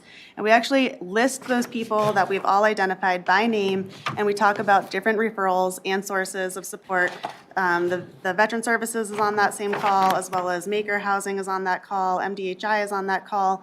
And so through all of that, we're seeing what other people are brainstorming. So City of Thornton's looking at using a rec center for emergency use, but that's not with a focus on homelessness. That's on a focus of, all utilities go out and mass people of need a place to be. I know that Westminster had been looking at some different solutions, and so everyone's really starting to pay attention. Aurora, we just hosted us over at their shelter, their pallet shelter campus, so we could go ahead and tour that. So everyone's really focused on figuring out what is working, and we're trying to show that if we look at this tier 1, tier 2 homelessness, people that already have a baseline of support, what is the timeline it takes to be able to identify appropriate housing that they can afford and also be individually responsible for with some assistance in achieving those goals. So what does it take to get someone their ID, their social security, job employment, and then identify low-income housing that's appropriate for their income. And we believe that 3.5 months with a solid group of people that we have consistent access to, then we will be able to work with them and be able to help them get that assistance. So it is a regional eyes-on, as we are working with outreach workers to see what's working. And other places are trying different things, and just like that, we're also watching to see what they're able to achieve with those. And one other thing to add to that, so the $231,000 that the county is giving is ARPA money, so the American Rescue Plan Act money. So the county has money, and they're looking for programs like this to fund. So as Jessica mentioned, there are lots of cities that are watching this to see what we can accomplish. And there's still ARPA money out there that the county has. So it'll be really interesting to see what happens as hopefully we're able to prove success. Yeah, and I know that was a really broad question. Thank you for answering it perfectly. But one of the things I really wanted our community to understand is just the larger picture of homelessness in the region and how much work and effort our various municipalities and the county have been working on trying to find various solutions. And now we are going to be part of a pilot solution, that is going to be really helpful in shaping what future programs look like throughout our region. So I think that this is just such of a unique and wonderful opportunity for Northglenn to really kind of take the lead and take this, bold step forward. And so I just want to say thank you to staff and folks from the Denver Rescue Mission and, of course, Adams County for this partnership, because I think it's a great opportunity for the city. Mayor Pro Tem Wilford. Thank you, Madam Mayor. Quick question, and then I have a couple of comments. Have you had any further discussions about potentially moving the time that you're opening up the shelter from 7 p.m. to earlier? I continue to just be a little bit worried that 7 p.m. is so late. So originally it was going to be from 7 p.m. to 6 a.m., but we moved it to 7 a.m. But Tracy, if you want to answer that question about operating hours. So we have 2 shifts that are covering this, and they're also doing all the custodial work and setup work. So I think our plan going in is looking at the 7 p.m. And if we have capacity to expand those hours after we get set up and going, that we'll revisit that. We have talked about on cold days that we may keep it open a little bit later to allow people to get out and to work. I think the population that we're really targeting, our experience is that, they're getting there around 6:30 to 7 o'clock because they're using public transportation, that type of thing, to get back from work. I think I'm excited about the fact that you were looking at working with working individuals, because they are often overlooked in homeless services, because most organizations are open during business hours, and this gives us the opportunity to meet their needs outside of those regular hours. Excellent. That makes a lot of sense, and I appreciate the flexibility and the sort of attitude around, like, we're going to try things out and see what works and adjust accordingly. I think that's really, really smart. So I just want to share, I'm really excited about this program. For the last 4 years that I've served, homelessness has become one of the biggest issues that I hear about as a council member, whether that's at ward meetings or whether it's via emails or phone calls. And folks are really asking for solutions. And, I think as we've had this conversation with the community, one of the questions around, well, why can't we just, ask people to move on, has come up. And what we know is that we can't just keep moving people from one community to the next and shuffling them around and expecting that something's going to change. And what I'm excited about this program is it's really thoughtful. It's creative and it's responsive to the needs of our most vulnerable residents. And I think, I think that we are going to reap a lot of benefits from this pilot program. And so I guess this evening I'll be an enthusiastic yes. I have heard from residents about the program. I got a couple of emails that were very supportive, and I got 2 emails that were not totally supportive. And to those 2 folks that were not supportive, I reached out and I offered a phone call. And both of those individuals took me up on the phone call, and we talked about the program. We talked about the different components, And by the end of the conversation, with those details fully fleshed out, folks came around to the idea of giving this program a try, right? Because it is narrowly focused, and it does, the way that it's structured, I think can offer some really big results in terms of identifying what folks' needs are and then seeking to help them overcome those individual obstacles.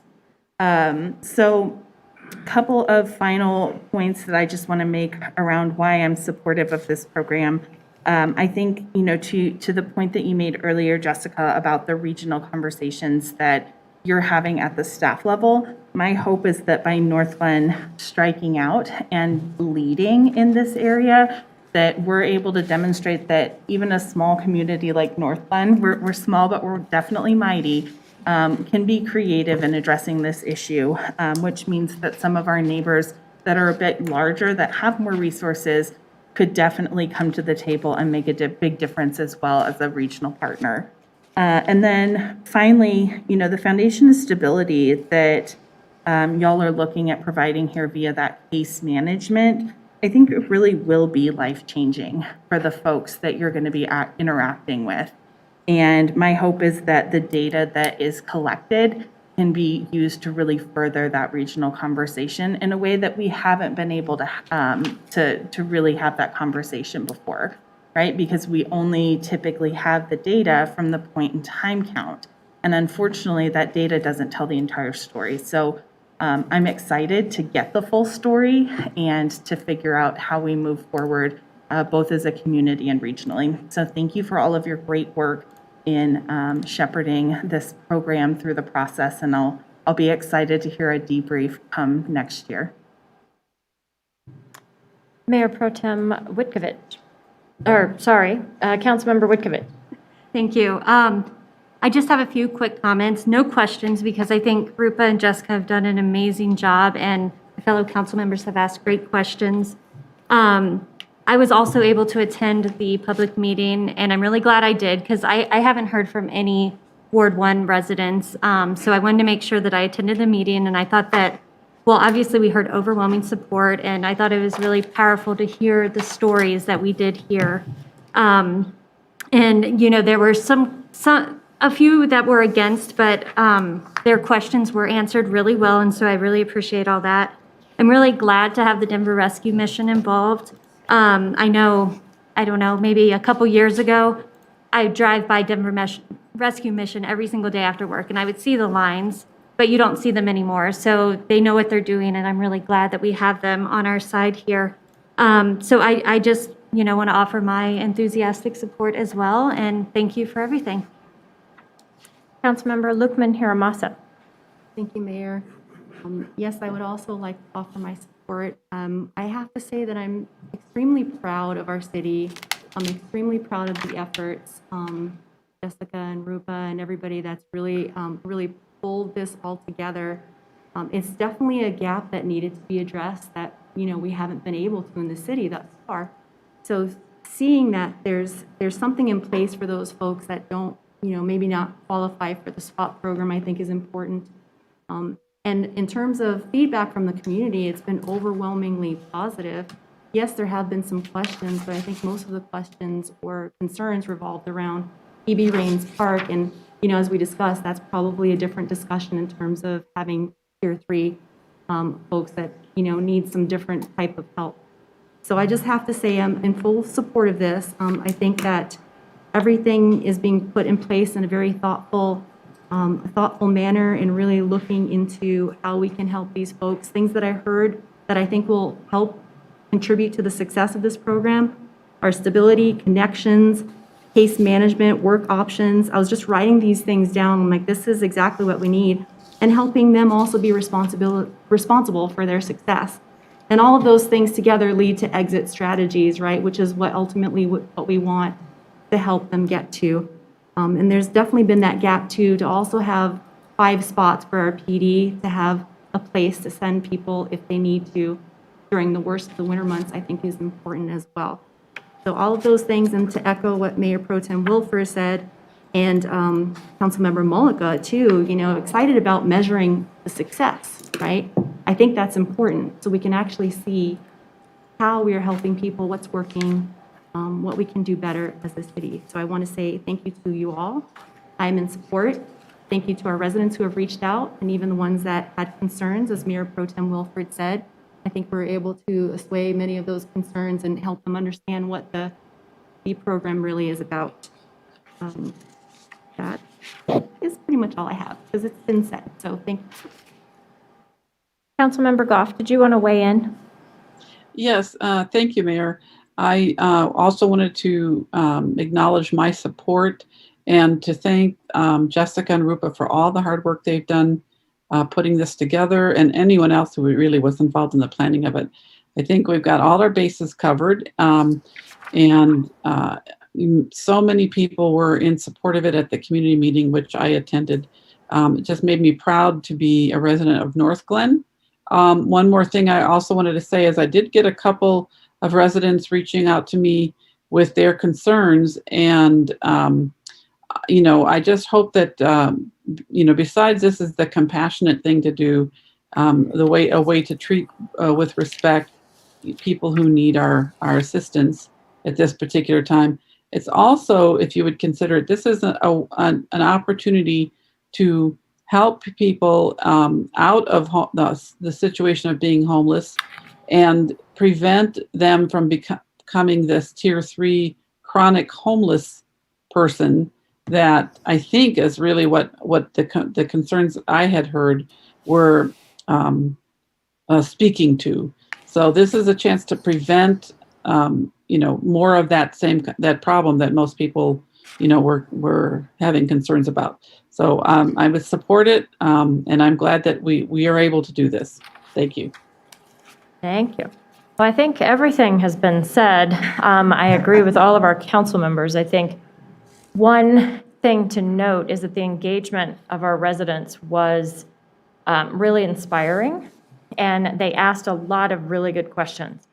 At first glance, it could be concerning, but when you unpack the program in such a specific way, you thought of everything. And it really is not a shelter.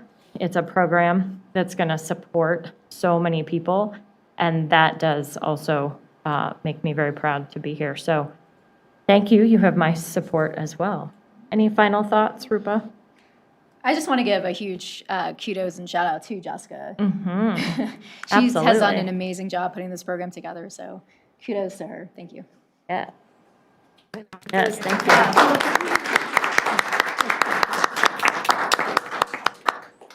Joanna, open the vote, please. The vote is open. Councilmember Goff, how do you vote? Yes. Thank you. I will close that vote, and CR 142 passes unanimously. Yay! All right.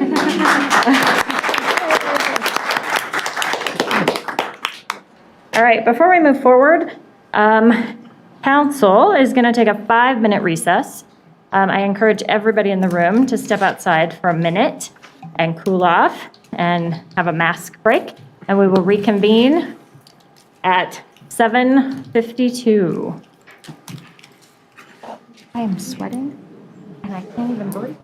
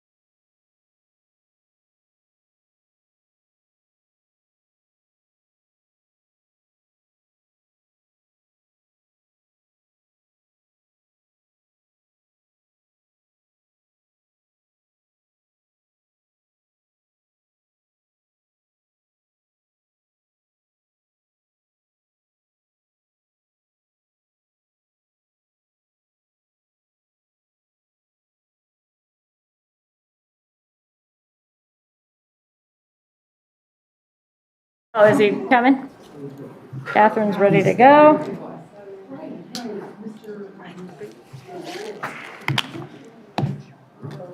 Are we good? Yes, okay. Joanna, I believe we left off on CR 144. Will you read the title, please?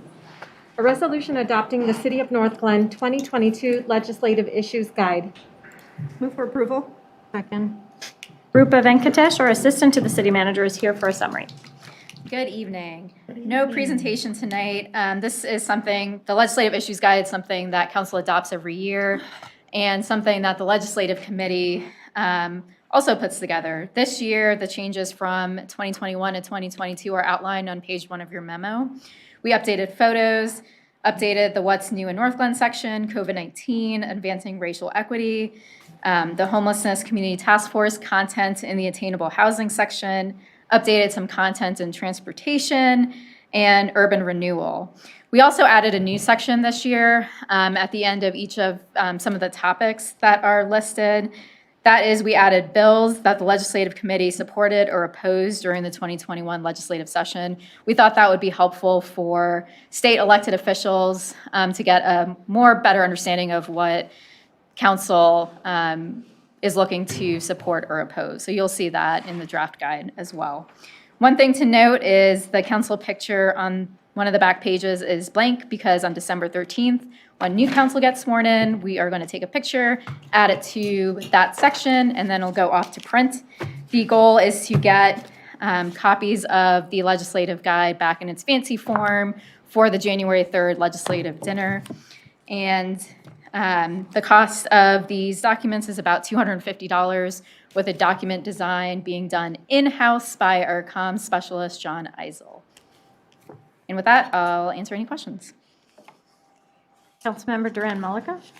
Not a question, just more of a comment for the rest of council. So as part of the legislative committee, you guys know that we use this document as essentially like our guardrails on how we manage and take positions on bills for the upcoming legislative session. So it's just really important that folks, go through this, make sure that you're comfortable with this. This is our really kind of guiding foundational document, and it helps us just guide our work. So it looks great. Thanks, Rupa. And thank you to the Legislative Committee, Mayor Pro Tem Wolford, Councilmember Goff, and Duran Mullica. Great. Any other questions or comments? No? Okay. Please open the vote. The vote is open. Councilmember Goff, how do you vote? Yes. Thank you.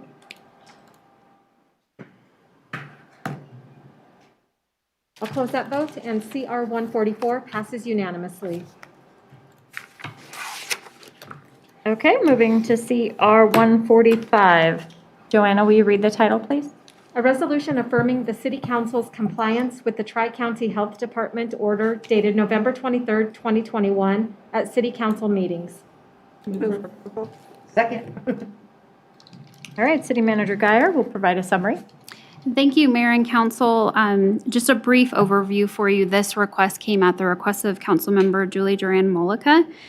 An update to the ICU percentage is it's at 4.5% now, up from 4.3. The threshold that we would want to be over is 10%. So slight movement, but not significant since the memo was put in your packet. So this item, the resolution's been drafted by Corey Hoffman, our city attorney. He's here and happy to answer any questions, but this, we're responding to council's request on this one. Thanks. So I don't know if this is a question for Corey or a clarification, because I believe one of the reasons this is important and not simply redundant is that it's a clarifying piece for our electronic participation policy. Was that a correct statement? Well, there is currently no emergency declaration. So I think one of the things that council may want to discuss, and it may not be in the context of this resolution, but it does beg the question, if someone, for whatever reason, cannot or chooses not to mask, can they participate electronically and it not be one of the enumerated absences in the policy? And that's something I think for a separate discussion, frankly. This resolution is intended to be much more, I guess, simple and direct, and simply say that this is a public indoor space within the meaning of the order, and therefore everyone is masked, including those on the dais. So I think I misunderstood, because I thought that piece was going to be in here, that there would be a, if you can't or choose not to wear a mask, you could participate remotely. How would we add that piece? I believe it's inherent in the policy as it stands today, in the sense that the electronic policy allows for remote participation.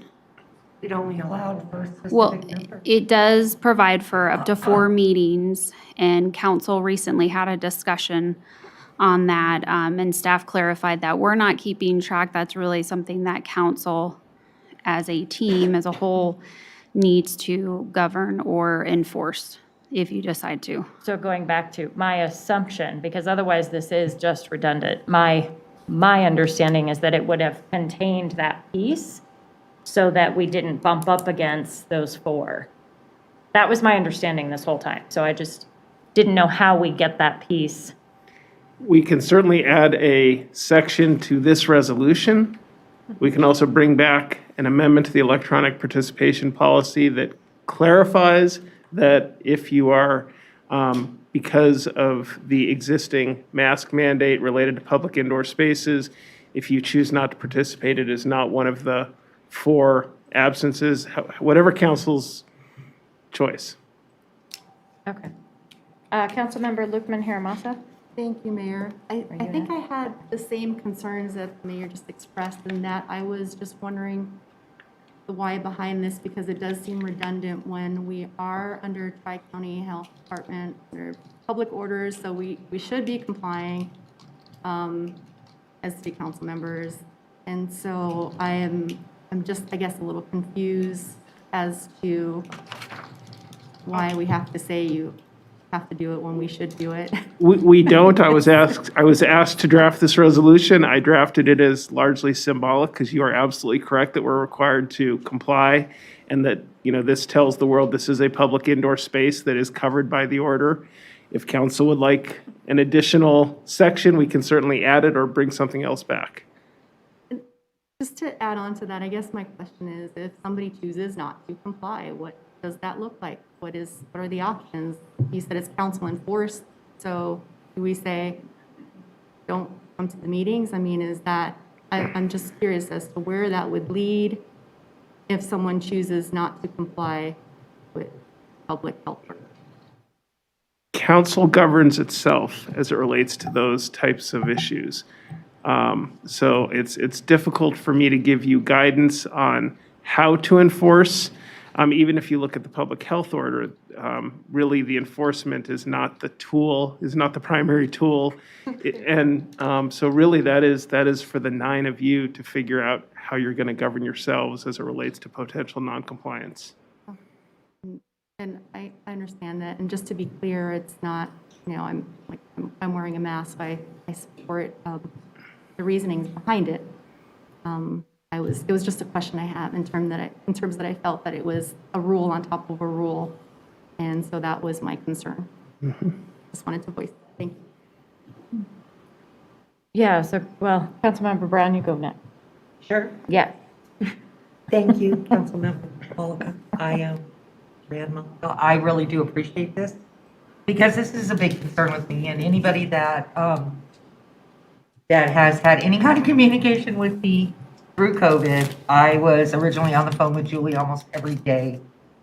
Due to health, I'm going to just go into this. Due to some health conditions that I have, it's very important to me that in order for me to attend a meeting now at this point, as we're going into another variant, that we wear masks and that we enforce it as a council.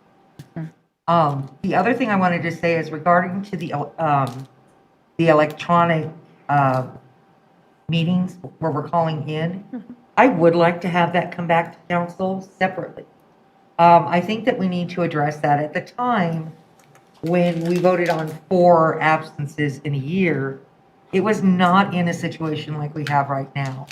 And I think it needs to come back. I think that 4 years was just a guesstimate, you know, or four times in a year and once every quarter, something like that. But we've already exceeded, and I know personally from me, nobody's counting, we self-police, but I would like to have the number removed so that I don't feel guilty for not. Does that make sense? Can I talk about anything else that has to do with the COVID thing? Or Yeah. should I wait? No, go ahead. I love all you guys, so don't take this personal. I don't think if we are going to say that we're going to have masks on in city council, and like I said, I got my booster, and there are plenty of people that don't believe in boosters. I would like to put some thought into going back to until after the winter and after everybody's stuck in their homes, the public being invited to actually come into city council. We all know that I made my stance. I did not go down on the dais when we had public in, and we were shaking hands and getting pictures with them. I didn't come down from the dais for my own personal reasons. But I think that if we're going to be so diligent, where's Ken?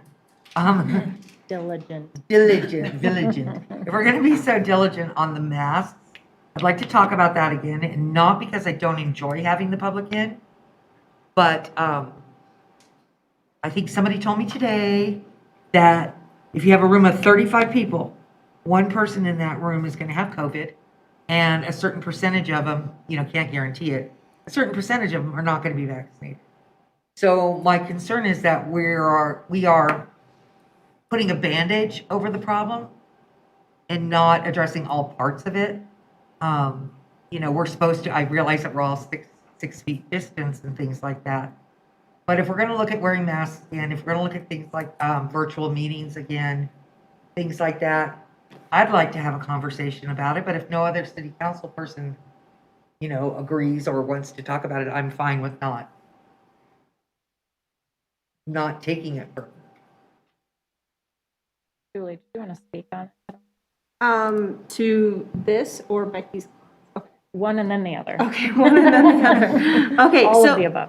So for this particular resolution, I really do feel like we do need to bring the policy back. And I felt like we've already had that conversation about bringing the policy back anyway. Because I do agree that if folks don't feel comfortable being here for whatever reason, or if you're ill, or, you know, your kid got COVID, you know, which happens, you know, you shouldn't be here. Please don't come. We like you, but we don't like you that much. And so, yeah, I don't like the cap on the number, just because we don't know how long it's going to take for recovery for individuals, or, you know, if there's people who don't feel comfortable. You know, we are tied up here.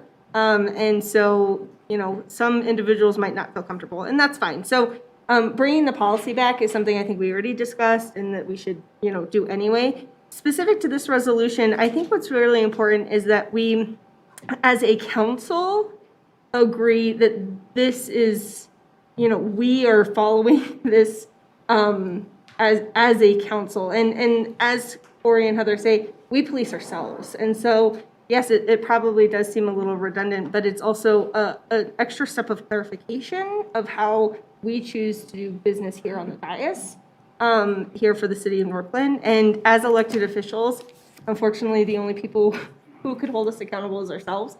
And so it's just a really good clarifying statement of how we want to proceed moving forward. As for some of Becky's other concerns, I think that, you know, we could talk, you know, with staff about how do we want to proceed with proclamations? Do we want to do things a little differently? Or is there a way that we could do things that are a little bit more social distanced, yet camera friendly, Diana? So I don't know, I'm sure she has some good ideas on that. And then as for, you know, residents coming in, I think it's tough. The good thing about us is that we are up here, you know, there's social distancing happening. And we are asking everyone to be masked. I think it does just get, you know, people could feel uncomfortable, and that's why I think revisiting the mask, the policy around our remote work could really help. Just give people the flexibility they need to feel safe. So I go back, Corey, to the language in this resolution, because I do want it to be more than just redundant. So can I make an official proposal, and would that be considered a friendly amendment tonight to this one? If the person that makes the motion agrees and the person who seconded it, then it would be a friendly. Okay. I think my recommendation is that we put just a little more clarity to this document and just say, if you choose not to wear a mask, that you just remote in. Okay. And that way we don't have to police each other. So like, if she decides, I'm not doing it today, and nobody has to call her out publicly, it's just already a known thing. Not that you would, but it's just a known thing. And then we don't have to have that argument. And for purposes of clarification, since there is, as we speak today, the number 4 in the policy, I assume that means without regard to the policy. Yes. Okay. I think that's helpful. And then we can revisit that soon. But for right now, it provides that clarity that we need. I could certainly draft a second section if it's passed as amended that reflects that sentiment. I don't remember who did the motion. Oh. No, we did. No, we I did. think me and you tied. I don't know. Yeah, you guys seconded and I seconded. Who did you put as the Sorry, motion? yeah. What are your gotcha. thoughts?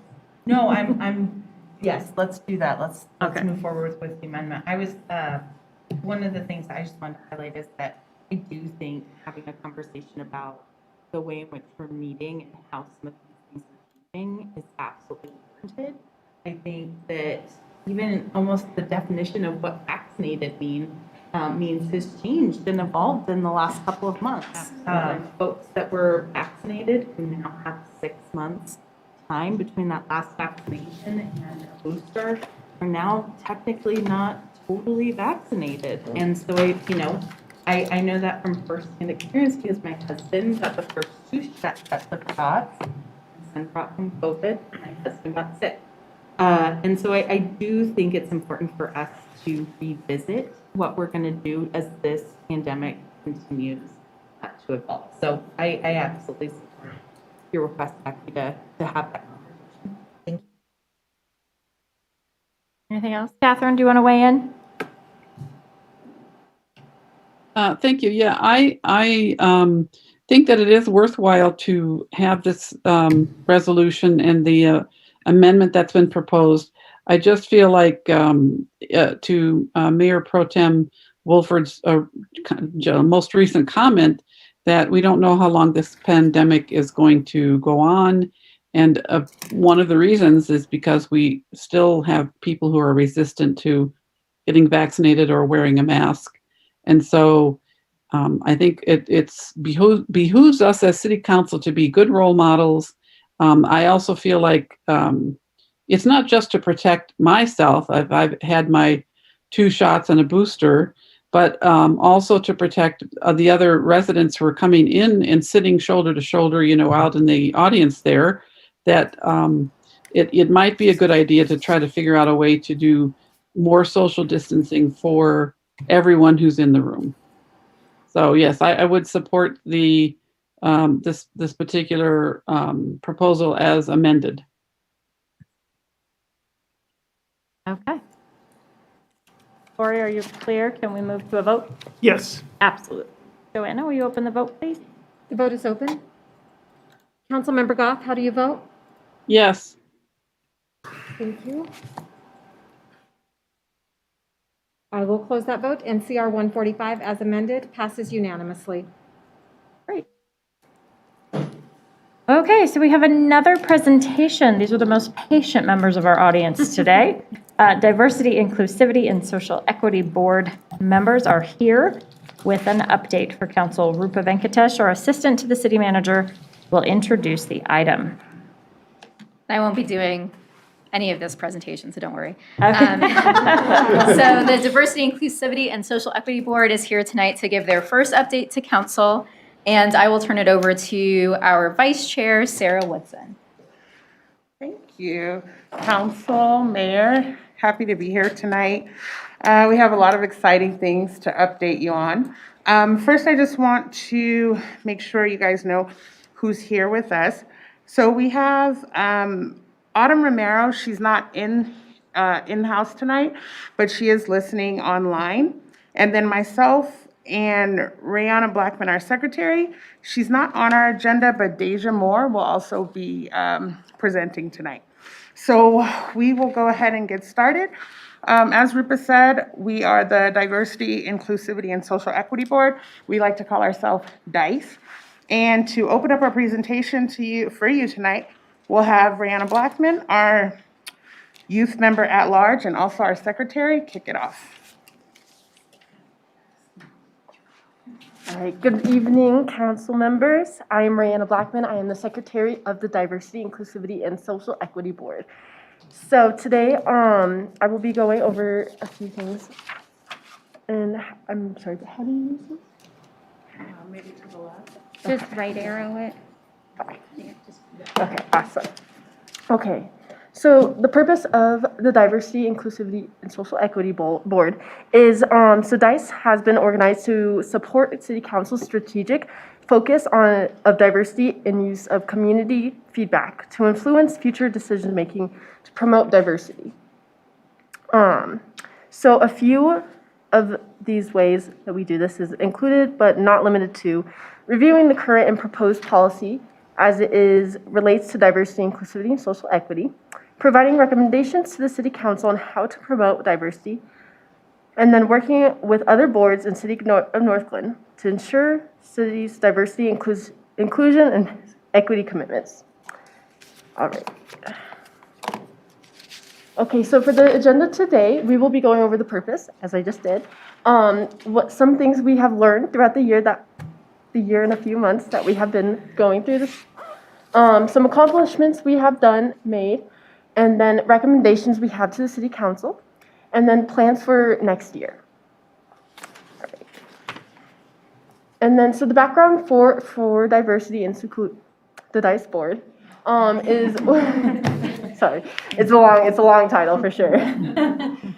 So we were created on August 24, 2020 during the pandemic. So we have been meeting virtually until probably the past few months. And then now we are getting into hybrid learning or hybrid meetings. So in our inaugural members, we have Ward 1, Ward 2, all 4 wards, youth at large, including me, and then our at large and Council X officio. So we have Wesley Dunbar, Celeste Jackson, Cheryl Huffman, Everett Renberg, Chase Janice, Lucille Rivera, Tina Fischel, Autumn Romero, Deja Moore, Sarah Woodson, me, Rayanna Blackman, and Catherine Goff. Okay, so the purpose of this meeting is to go over what we have learned and what we have created and made up for you guys. And then we are here to also speak on some policies and things that we can go over that we believe are important. All right. And then I will be passing it over to Deja Moore right now. Thank you. Hi, council members. It's so good to be here, and thank you so much. So I do want to go into just the learning objectives that we've had for the board, and then also just some of our accomplishments. So what's really critical just with our board is that we've really established this baseline, right, for what we think DEI looks like. I think it's really critical to note that we worked with the Equity Project for 2 of our workshop proposals. So that was on the 22nd of October and also December 9th. And that was really crucial as far as us developing a work plan for what we wanted DEI to look like for the community. And then in addition from that work plan, we also worked to really just understand what are the critical key parts of that work plan that we want to orchestrate for this year. If we want to go to the next slide. And so some other key things that we found with our learning process is we wanted to hear from community folks to hear what are the issues going on. So we looked at criminal justice reform. So that involved us looking and talking with Chief Jim May, also to victim advocate Vera Herrera, which I think was really important when it comes to restorative justice. We actually had a conversation with Judge Amanda Balehatch, and then also Officer John Perez. And then also we worked with City Clerk Johanna Small to really look at what does the diversity and composition look like amongst our boards and also our commissions. Other key speakers that we wanted to highlight, so Jessica already talked earlier, but we really wanted to look at folks experiencing homelessness in our community and understanding what are the distinctions with that within our community and why it's so important to address homelessness.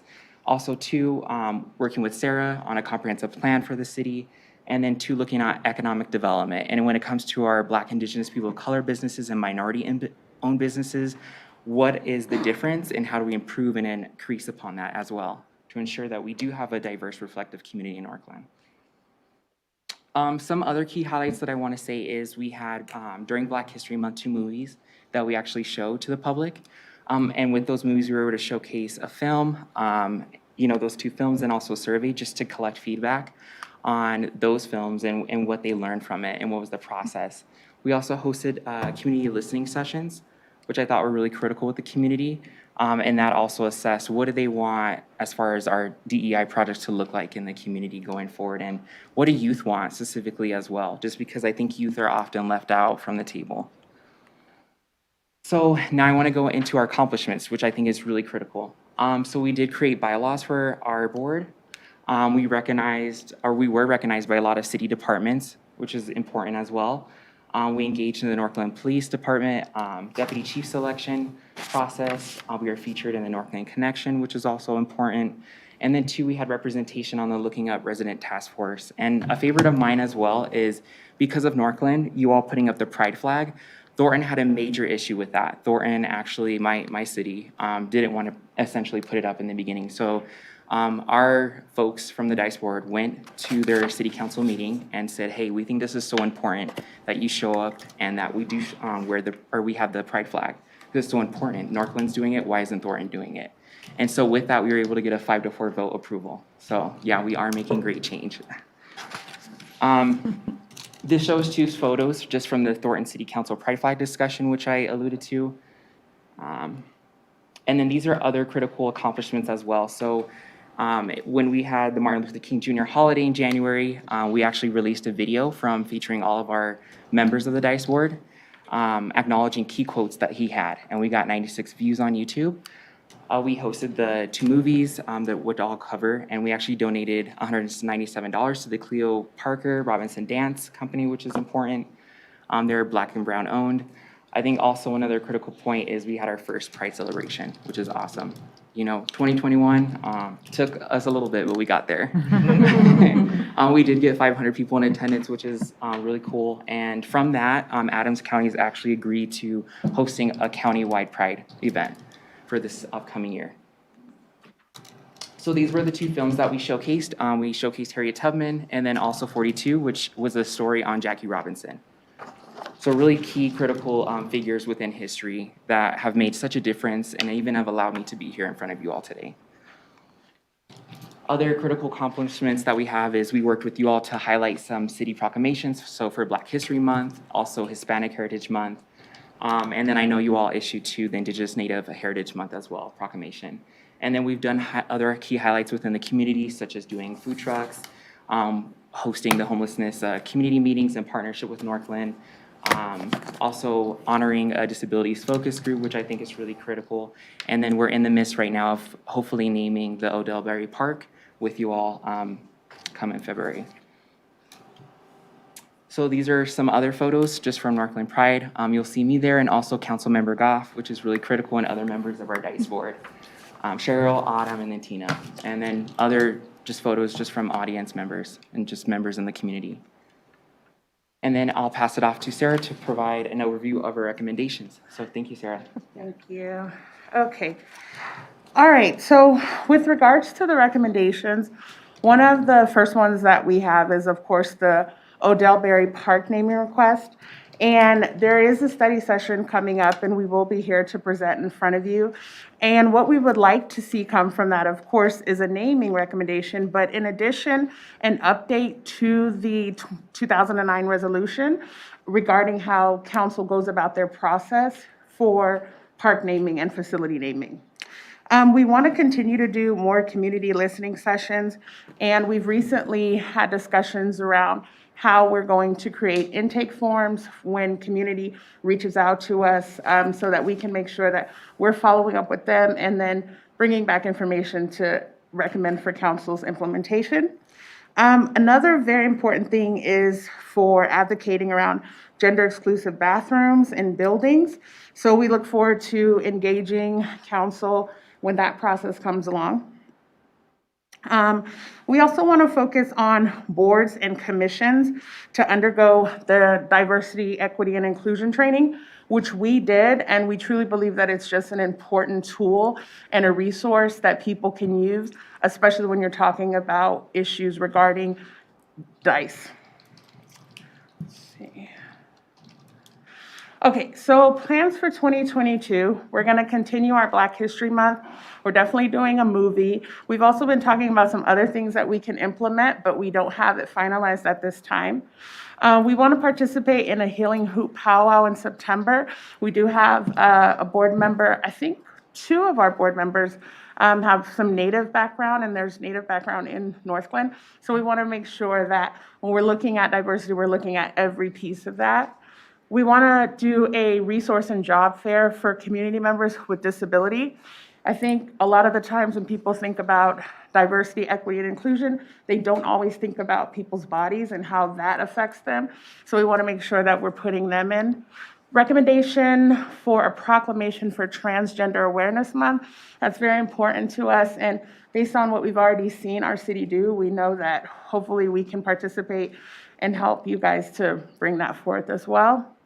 Host an annual educational series around LGBTQIA. And so we want to make sure that we're touching every single piece of equity. We also want to work with communications to develop a language inclusion plan for the city's publication. We've had a lot of conversation around this, and we look forward to a representative from the city coming in and letting us know exactly how the process works so that when we do make a recommendation, we have all the information that we needed to provide to you properly. Charter language education, that's another big piece. And our councilwoman that sits with us, I know this is something that's important to her, so we want to make sure that we work on that. We want to learn more about land acknowledgements to recognize and honor Indigenous people, and we want that to be authentic. We want to make sure that we talk to them, we know what they want. So when I think about that, I'm thinking that we're probably going to put that in our community listening session so that we can do it the right way and honor these land acknowledgements properly. Partner to explore strategies to increase diversity on other boards and commissions. That is a big one. We've been in conversation about that a lot too. If you want to make sure that, in my personal opinion, you have the best outcomes, you have to have diversity. And that's not only with the color, but that's with the sex. That's also with age, I believe. I think it's important to have that. So just making sure that the boards are inclusive. Partner with Northglenn Youth Commission. As you see, Rihanna got up here. She's our youth member, did a wonderful job. We want to keep on making sure that we're doing that because the youth is our future. And then engage with developing a crisis response unit, especially around policing and how that looks.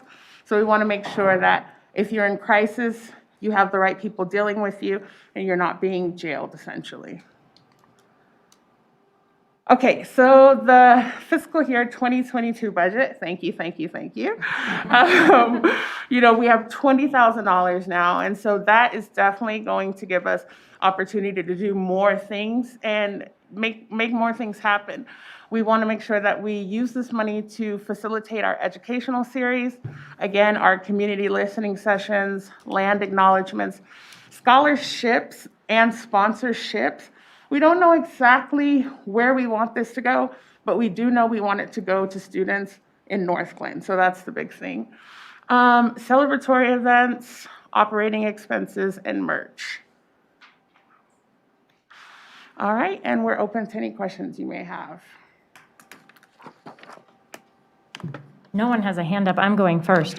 You guys are amazing. I got chills while you were presenting. That was so impressive and inspiring, incredible. I loved how you put it together, number one, but also highlighting all the accomplishments, your vision, your passion for diversity and all people in the community. I really could not be more impressed. So thank you, thank you, thank you for coming tonight and for all the hard work that you're doing. I didn't, at risk of offending other boards, I think you're the hardest working board we have right now. We'll take that. And if other boards are mad at me, they should present like this, because that was incredible. Name one. Nura. Well, okay, maybe. All right, I don't know. I think that's a debate. But this was a lot of work, knowing how new you are and how you've come together and you've stayed focused and you've stayed connected to the community and with us. But that was just really, really impressive. Like I'm telling you, I was like, oh, they're so great. So thank you. Councilmember Duran Mulliga is next. Yeah, really just a comment. I'm just so excited that you guys are here and that all the great work that you've done.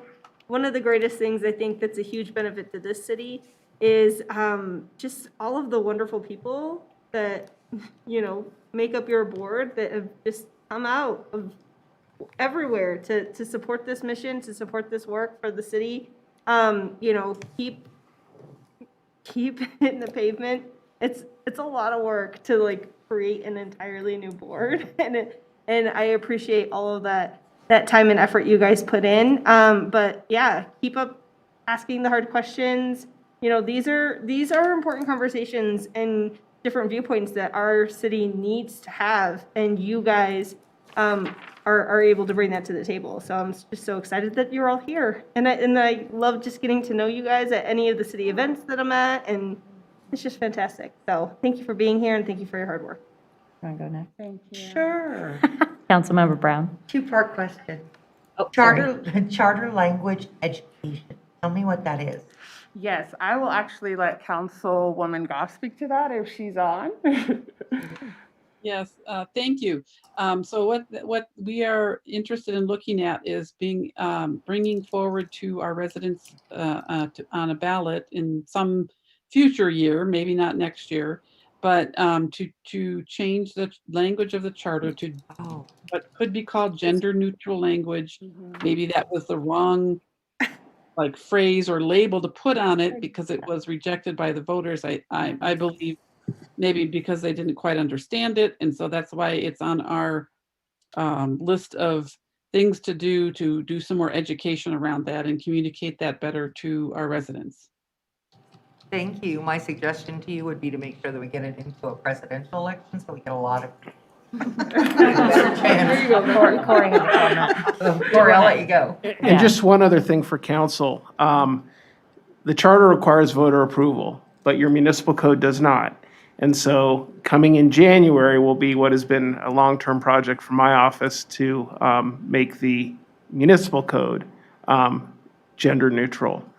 So that will be in front of you at the beginning of 2022. Awesome.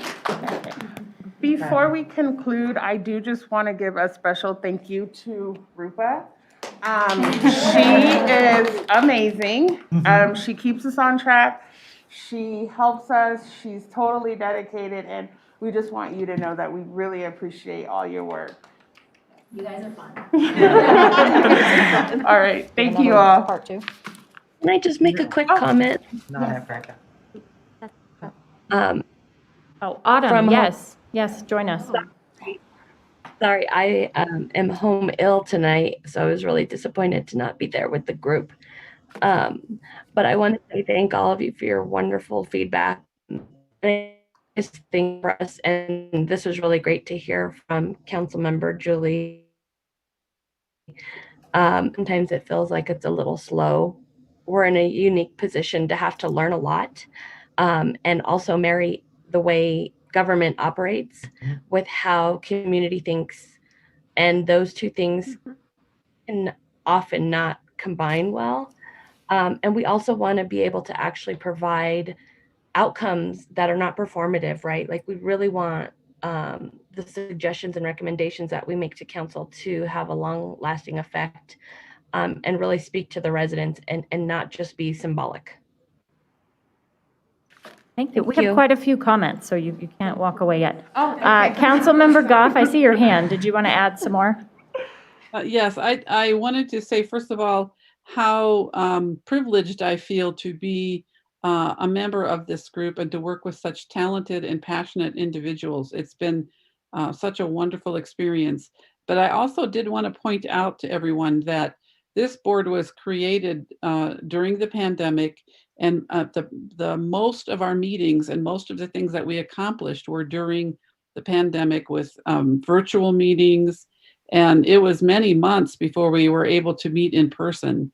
So I think it's just a joy and an amazement to me to see how well this group works together in spite of those kind of obstacles. So I just wanted to bring that forward as singing their praise. Thank you. Thank you. Councilmember Lukman Hiramasa. Thank you, Mayor. I would like to echo what everybody else has said, and nice to meet you all. Autumn, sorry you're feeling sick. Good to kind of hear you again. I see these things that you've accomplished, and honestly, my head just wants to explode when I think about that we're not there yet. Things like the pride flag and having that happen in Thornton. I go, what? People don't want that. And so what you're doing is really good. Getting people's minds and hearts open, I think, is important and on board with everything that you're doing. So that's some good work that you've done in a short amount of time, really good work. And then also thinking about people with disabilities, including them. And I think that is so crucial because it's so often overlooked. I have a son who is on the autism spectrum, Asperger's autism. And so I totally understand from an inside point of view just how much that group tends to be overlooked, especially when it comes to the workforce. So having a work fair, I'm not sure exactly what it was called, I thought is just so unique and just speaks volumes to the bases that you're all covering. It's important work, and gender neutral language, unless you've been on the other side of that, you just don't understand how frustrating that is. So that's some good work. And again, very proud to be a part of the city. And as a CCPP liaison, I look forward to working with all of you in the future as well. So thank you. Councilmember Wikovich. Thanks, Mayor. I just wanted to thank you all for the wonderful presentation.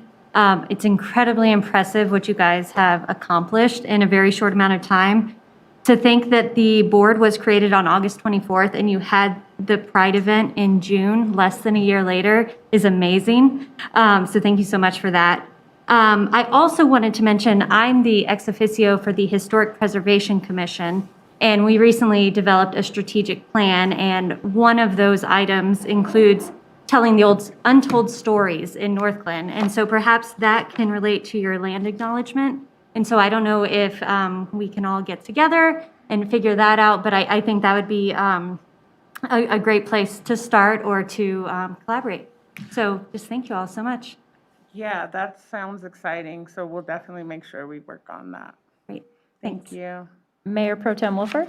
Thank you, Madam Mayor. I feel like I'm joining the chorus here and thanking you all for your fantastic presentation. The other thing I wanted to just highlight is since the pandemic has changed a bit and we're doing more events in person, I feel like every single event I go to, there is a dice board number there. And I like that is so impressive. And I want to say thank you because I think that you all are gaining a lot of really valuable insight from every interaction that you have to bring back and to put into action in your work. So thank you for always showing up and thank you for the work that you're doing. I have to say I'm really excited about many of your recommendations for 2022. And I recognize, as Autumn put so eloquently, that, the wheels of government tend to move slowly.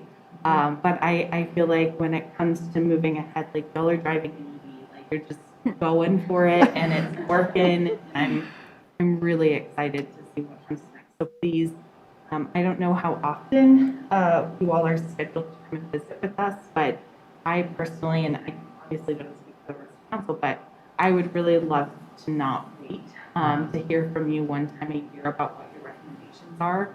If there are conversations we can start early, I think we'd all be best. So thank you for your work. I think once a quarter would be nice. Okay. Yeah. Because you guys have so many moving pieces, it'd be nice to be updated. I personally think all of our boards should come before us once a quarter. Because ultimately, at the end of the day, you're all our responsibility. So it'd be nice to know more often, what's going on, what you're doing, what are your goals, that kind of stuff. So I'd like to see you once a quarter. We can make that happen. That would be great. Okay, thank you all. Anything else? Thank you. No, that was it. Thank All you right. again. Well, we appreciate you guys, and I look forward to seeing you on February 7th. Absolutely. Thank you. Have a great evening. Thank you. All right, moving into public invited to be heard. This is an opportunity for public comment. Statements are limited to 3 minutes per speaker. Comments must be related to an item previously addressed by the council during the meeting. Is there anyone in the audience who would like to speak to council at this time?